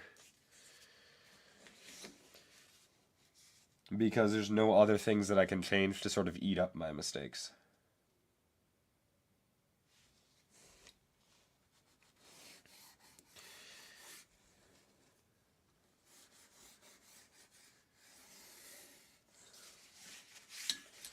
Boom.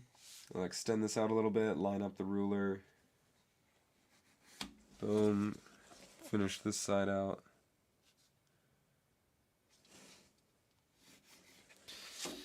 Angel Woods says, not to worry. It's the eternal problem of square and level. Honestly, I feel like it's a gamble sometimes. Like, I keep coming back to it, but my robotics team, we got to build this frame for the robot. It's like 30 inches wide by like 22 inches wide the other way. And it's got to be square because you're building everything else on top of it. And we try, but it's a bunch of high school boys with saws cutting it out, so it's not always very great. Even the one year when I computer designed the entire frame and then gave everybody specific dimensions, like with prints, it still didn't come out square. So we literally just take a clamp onto like two corners and bend it in until it's right. But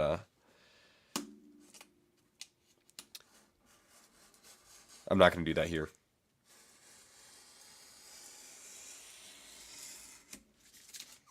Boom. Skinny piece out. Here's the great moment. Will it fit?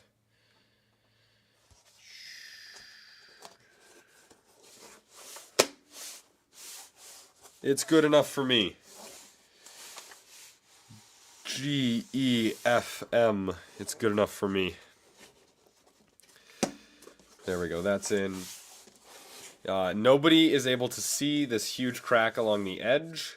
Now, so remember when I said that I wanted to put this side piece had a bad side and a good side because I like cut one side with scissors. I wanted to put the bad side on the bottom. The bad side is thinner than the good side because it's all squished together. So that means that it leaves a little bit of a gap. If I put this on the other way, then it would have actually turned out nice.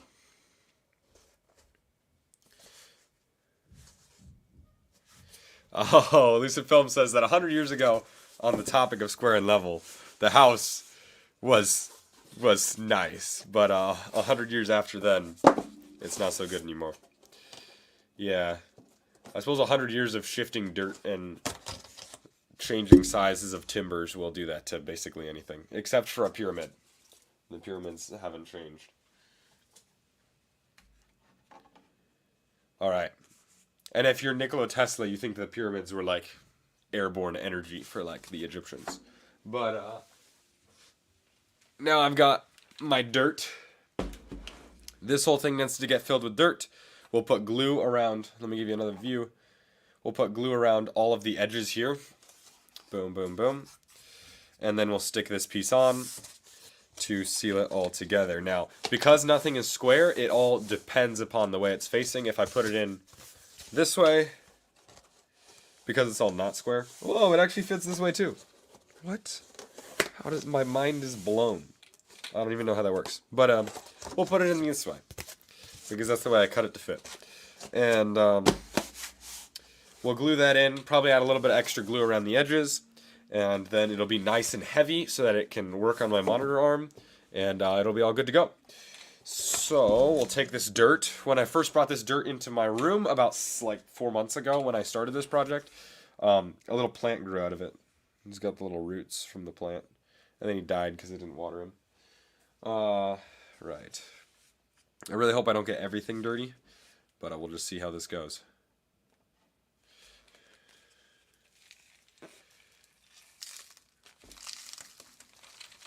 I chose dirt. I could have filled it with like rocks, but rocks are a lot lighter than dirt because you can't pack them in perfectly.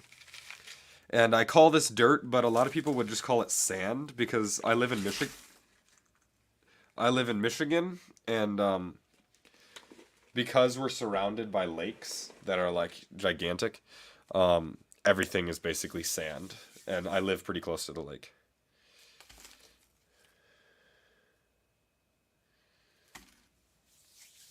Okay, just get my hands dirty here. It's like gardening inside of my computer stand. So what's going to happen here too is there's dirt along here, which is going to get stuck in the corrugation a little bit, and then it'll like just shake out after a little while. So I'm going to have to keep sweeping this up for a little bit, but after that we'll be fine. I don't have to worry about these corrugations because they're stopped at the bottom by this piece. These ones go all the way through though.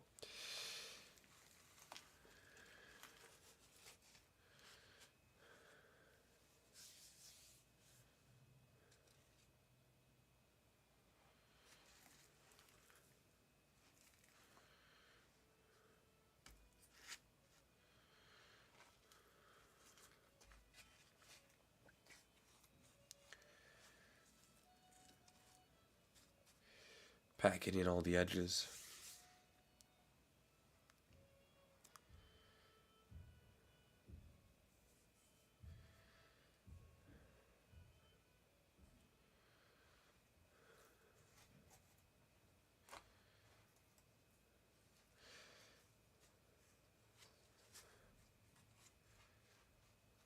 If any of you ever have cool project ideas or random stuff you want to share with me,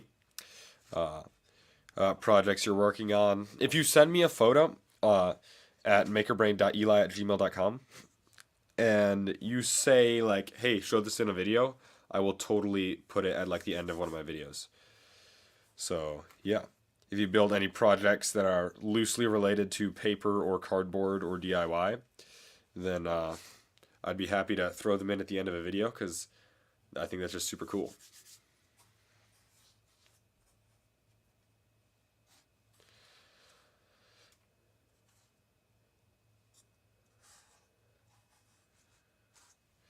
It's kind of cool that Ledoux film in Europe and all, I'm like in America, so like there's no like when you say, you guys are saying like medieval towns, I'm like, what? Because nothing is that old over here. And if it is, it's like built by Native Americans, and so it's like a big hut thing, which is kind of cool, but not as cool as like a medieval thing.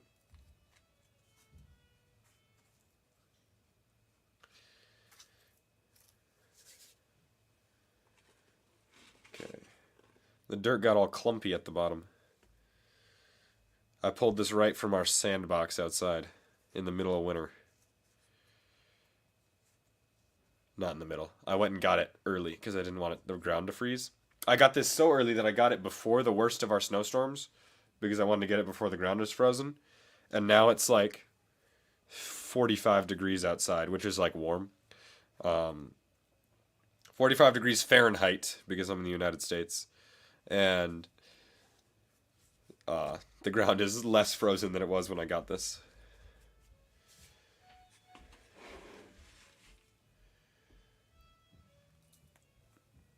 It'd be useful to have a scale and be able to tell when I got to like 5 pounds, but I did the math, and a square foot of dirt is like a lot more than is like 10 pounds or something. So this is not a square foot, but maybe it'll be enough. There's a plastic thing in here. Looks like a bone. Okay. Where I live used to be like farmland. There's a couple houses around here that like you look at and will be like, oh, those houses look like kind of older-ish. And those are like the original farmhouses.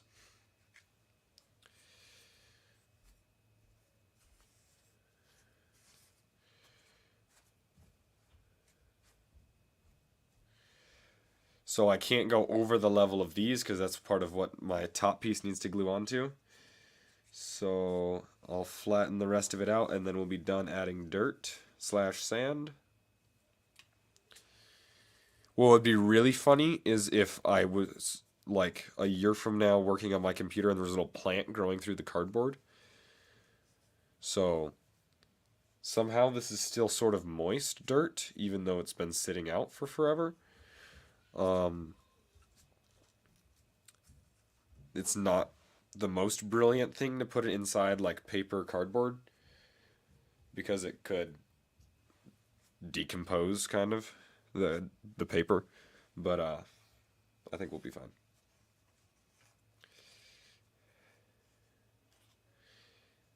And as it just speaks to the usefulness of having an upright stand for a glue gun, this guy still hasn't dripped the entire time I've been working on this project. I have a Gorilla glue gun, which is really amazing, but it doesn't have an upright stand like that, so it does drip more. The dripping really isn't a problem, though, because it drips so slow that by the time the little bit that it dripped hits the ground, it's, like, completely dried. So, like, it just sort of drips out these little, like, pebble things. Alright, that is looking pretty good. I'll vacuum my room later, and this is where it would be perks to not have a carpet floor. But we'll try to clear this out, because if I have this sand on here when I try to glue it, it'll make the bond weaker.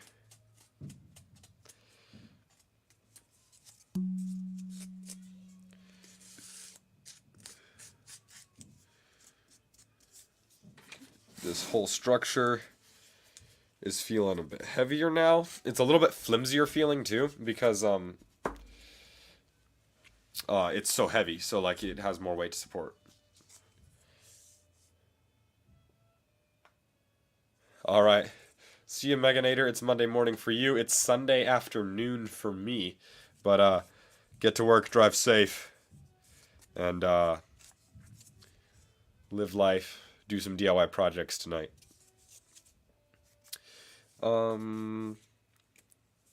Yeah, I think I got most of the stuff I need to get out. I've gotten it out. So we will go around with that hot glue. Once again, my glue stick is getting kind of short because I'm using 4-inch glue sticks. I prefer to use 10-inch glue sticks, but I can always add a little bit of glue to the end here. Something I noticed about these glue sticks too is that they're harder than my average glue stick, the ones that I normally use.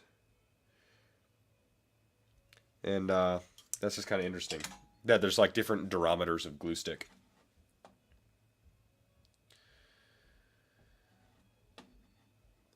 Sweet. Reduce film. Sunday evening for you. Sweet. Yeah, it is 4:19 p.m. for me. And I'm going to wait for my glue gun to heat up a little bit because it's been really cool.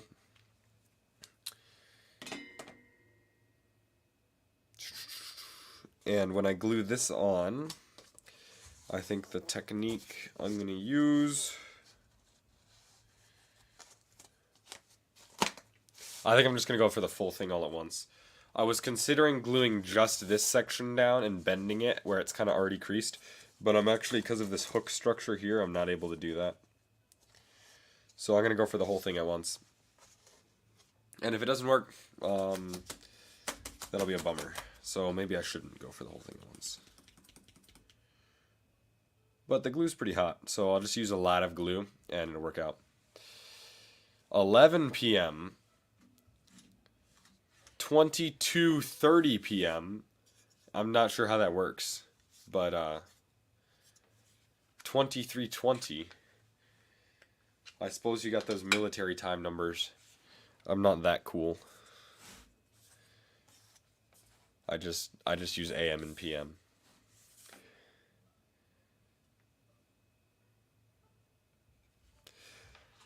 Okay.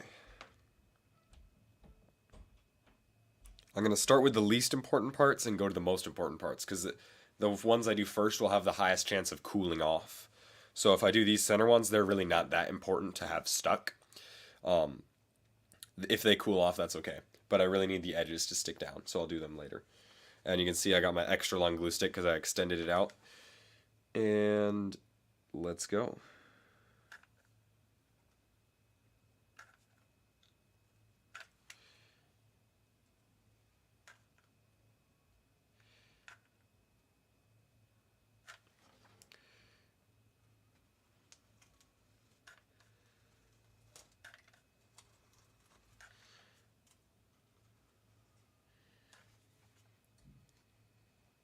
This is the most frantic part of any cardboard project.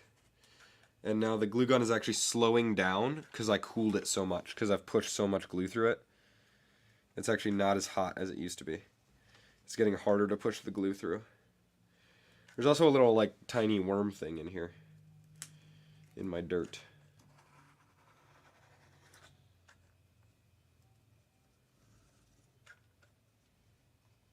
And I'm bound to make some mistakes because I'm moving like super fast, but hopefully I get most of it done well.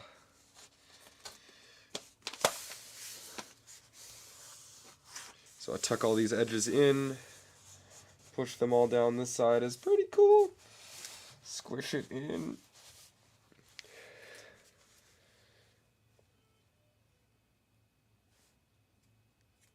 It's just in Europe use 24-hour time. Yeah, in the United States, because 24-hour time makes more sense and AM and PM is confusing, the military uses 24-hour time. So like over here we always call it military time. And then all like civilian normal people just use AM and PM. Oh, that really would be useful if I used it, because at the factory where I work, if someone says you have like a 5 to 5, though you could have like a 12-hour shift. So like it's just like 5 to 5. And it's like, wait, what? Is it 5 a.m. to 5 p.m. or 5 p.m. to 5 a.m.? And it gets confusing.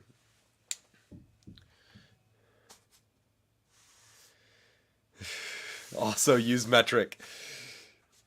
I got a large European audience over here. They're ripping me for using imperial units. When I make videos, I'll be sure to add a little caption on there that says the number of centimeters or millimeters that whatever distance I'm using is.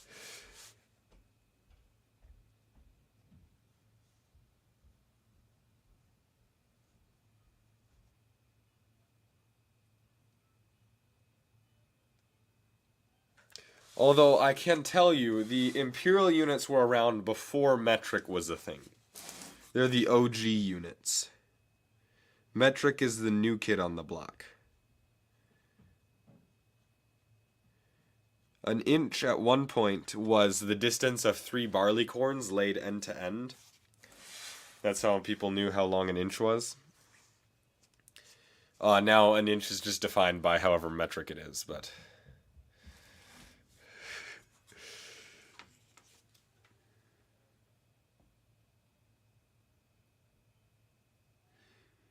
Eva, you're saying you want to just work it out in the videos? Want me to just say the imperial units and then you just sort of figure out how much metric it is? Practice your math skills?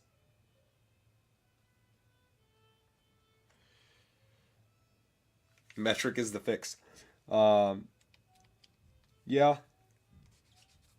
I really wish I used metric all the time, but like everybody's always in inches. You like buy pants, they'll be like, yeah, like 31, 32, so that means it's 32 inches by 31 size. Or like you buy, actually I don't know if that's how that system works. Everything is in inches. I can't just use metric. Actually, but the funny thing is half of our measurements are in metric. Like nobody uses slugs in the United States, even though that's the real imperial unit for like mass. Everybody just says grams.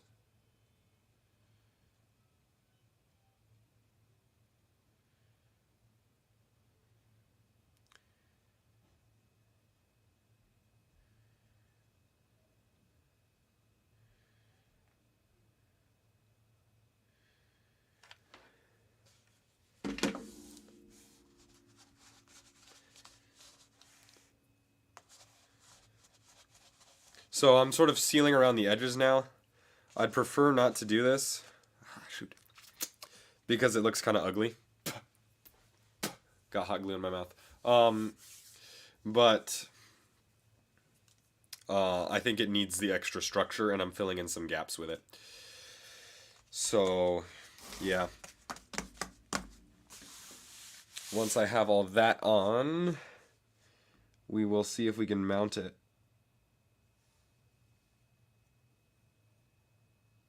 I'm going over this again because I didn't fully cover everything.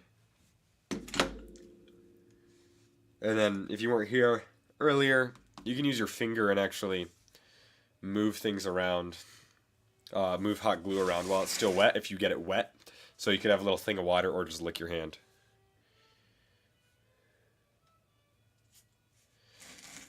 Yes, Lucasfilm, you are correct.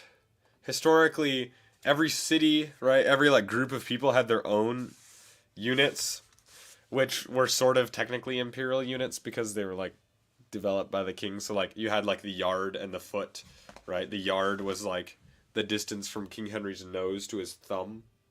I can't get them both in the shot. I just don't know if he was looking this way or this way because that changed the distance. Yeah. But that's interesting. Everybody, at least in the United States, there's all kinds of stories and stuff of Napoleon Bonaparte, back when he was doing all kinds of things. How short he was. Except that's just because at that time in France they had a different distance for the foot. So in the like today the foot is 12 inches, but back then their foot was like 14 or 18 inches, which would mean that if I would be like, I'm like 6'1", but if the foot was longer, then I'd be losing like a bunch. They would say I'm 6'1", but it's actually way more inches.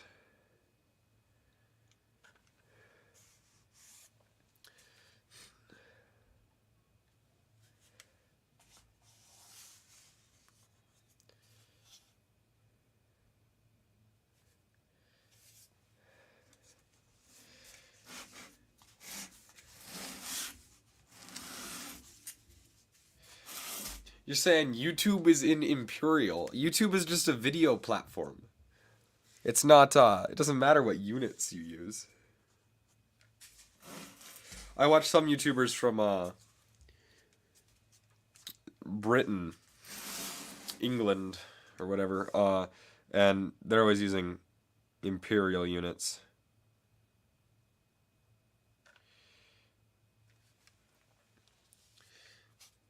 And then I kind of like to know how many centimeters it is, though. It makes me feel like high quality in my video creation when I add the little captions. This glue here is actually kind of structurally important because it's going to help hold this hook down. But I don't think my computer's ever going to weigh that much to really need extra support. But it is something to think about whenever you're gluing something to see if it's actually important.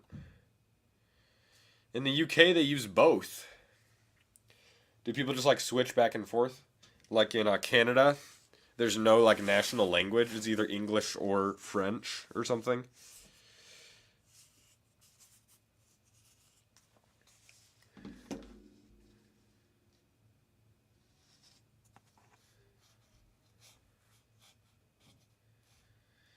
Yeah, Napoleon was actually tall. That's right. Alright, this is feeling solid.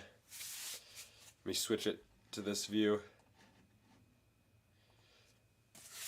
Yeah, and at that time, people also weren't as tall as they are nowadays.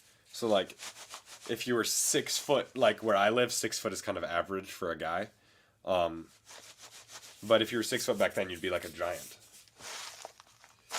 It looks like I feel some sand coming out, but I think that was just stuff stuck in the corrugation of the cardboard.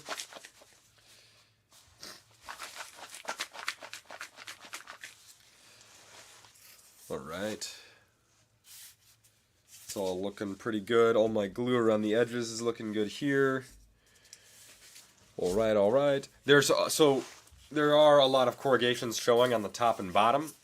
You can see those around the sides. But the front is pretty clean right there. And there's these corrugations showing here where those overlap, but I could cover those if I wanted to. I think I might just leave it looking the way it is.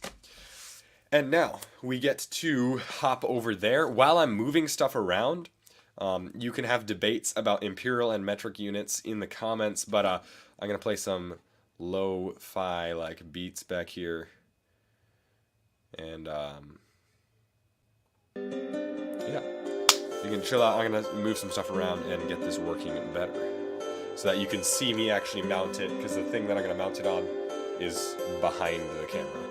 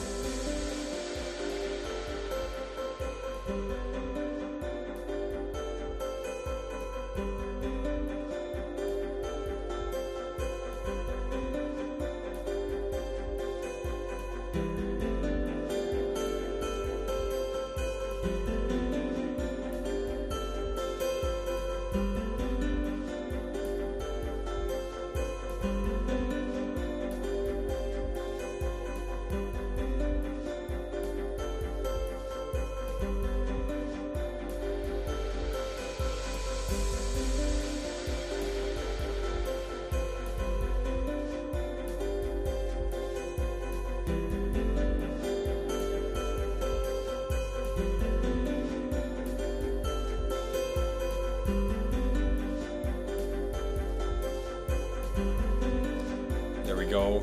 You can see all of that's me back here. That's all the stuff that's going on right now. This guy up here is where I'm going to mount that. That's where this camera used to be hanging out.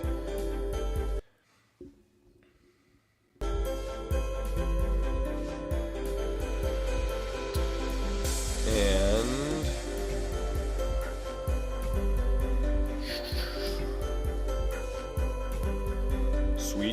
see me over here. That's fantastic.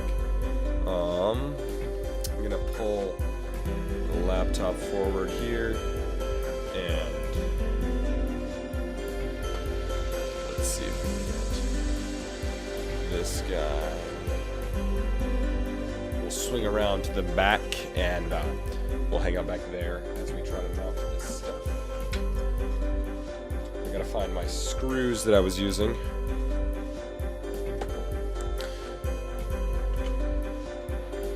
I don't even know where they went. I had some screws.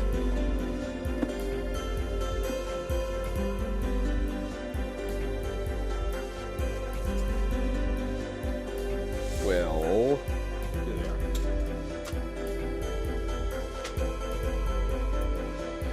So, I'm trying to figure out how this is going to work. We'll put this.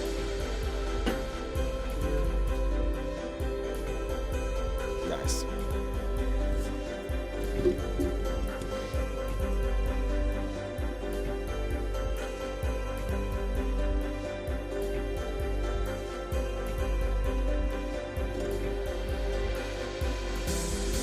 And now, as I work on this,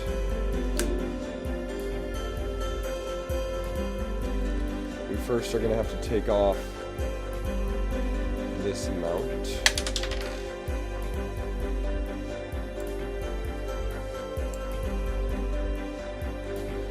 So,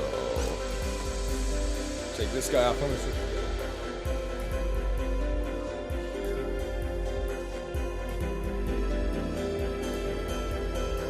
There we go, because now I can see what's happening. And this is just like a flexible tripod thing that I had. And this is the plate I want to use. So I'll flip it facing up. And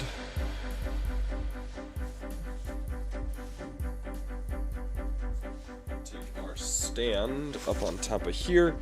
If you want to see how I made these holes in the bottom that have nuts built into them, I have another video on that. I showed you in one of the first live stream is when I built the whole base.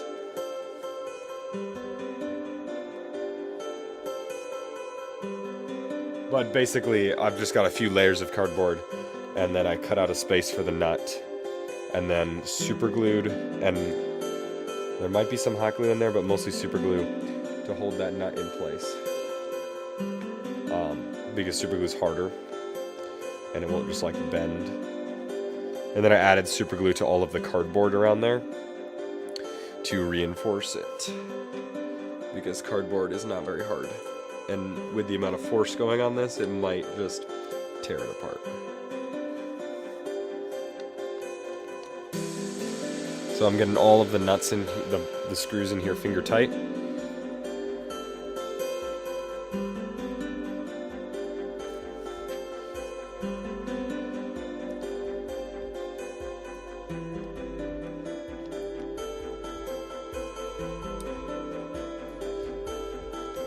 And if you're curious, I'm pretty sure these are UNC 1032 screws. That'd be Imperial, meaning they're Unified Standard Coarse Thread, number 10 size with 32 threads per inch. I don't know if I'm screwing this in the right spot. We'll see. And check the next one. It's kind of hard to feel them from this angle. You actually have a much better view than me.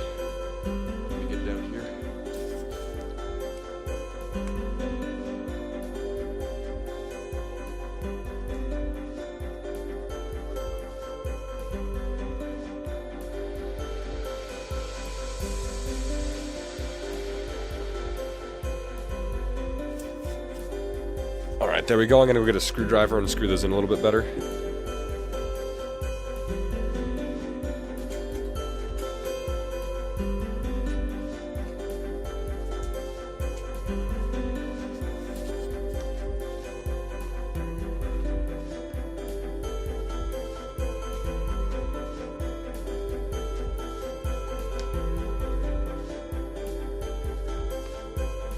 because I'm just screwing into cardboard, I don't want to make it too tight because I could just sort of crush all the cardboard. I just need it to be tight enough that it will work. You'll notice these logo here from the packaging company. I should have put that on the inside, but I was lazy and didn't pay enough attention when I was building it. There we go, we get that kind of finger tight.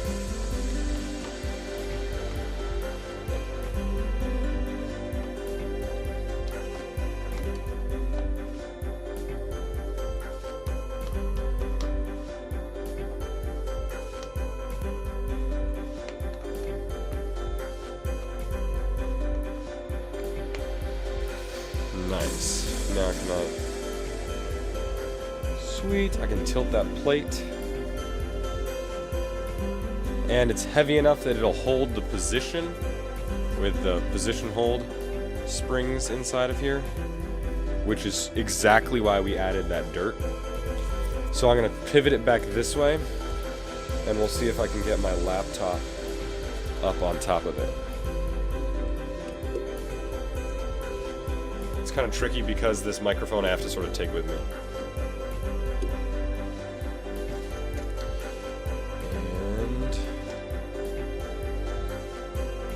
And my laptop has literally something plugged into every single port, so it's a little bit hard to finagle.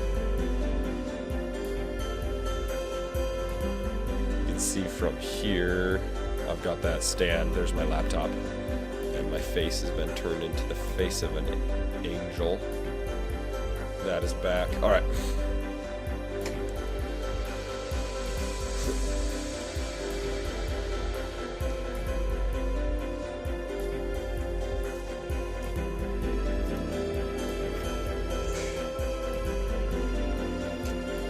Alright. It is on the stand. The stand is sinking now because it's got the added weight of the laptop.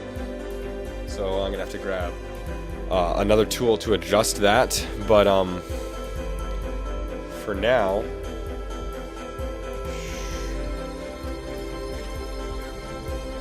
that is the entire project. We have completed the VESA arm mount for cardboard laptop stand. VESA arm mount is done and completed. We started out this project by doing a little bit of research and planning. I looked into all kinds of different stuff, and I had been thinking about the project ahead of time. I did my research to figure out the kinds of ways I could build it, and then I planned it out. You saw in my sketchbook, it's all planned really well.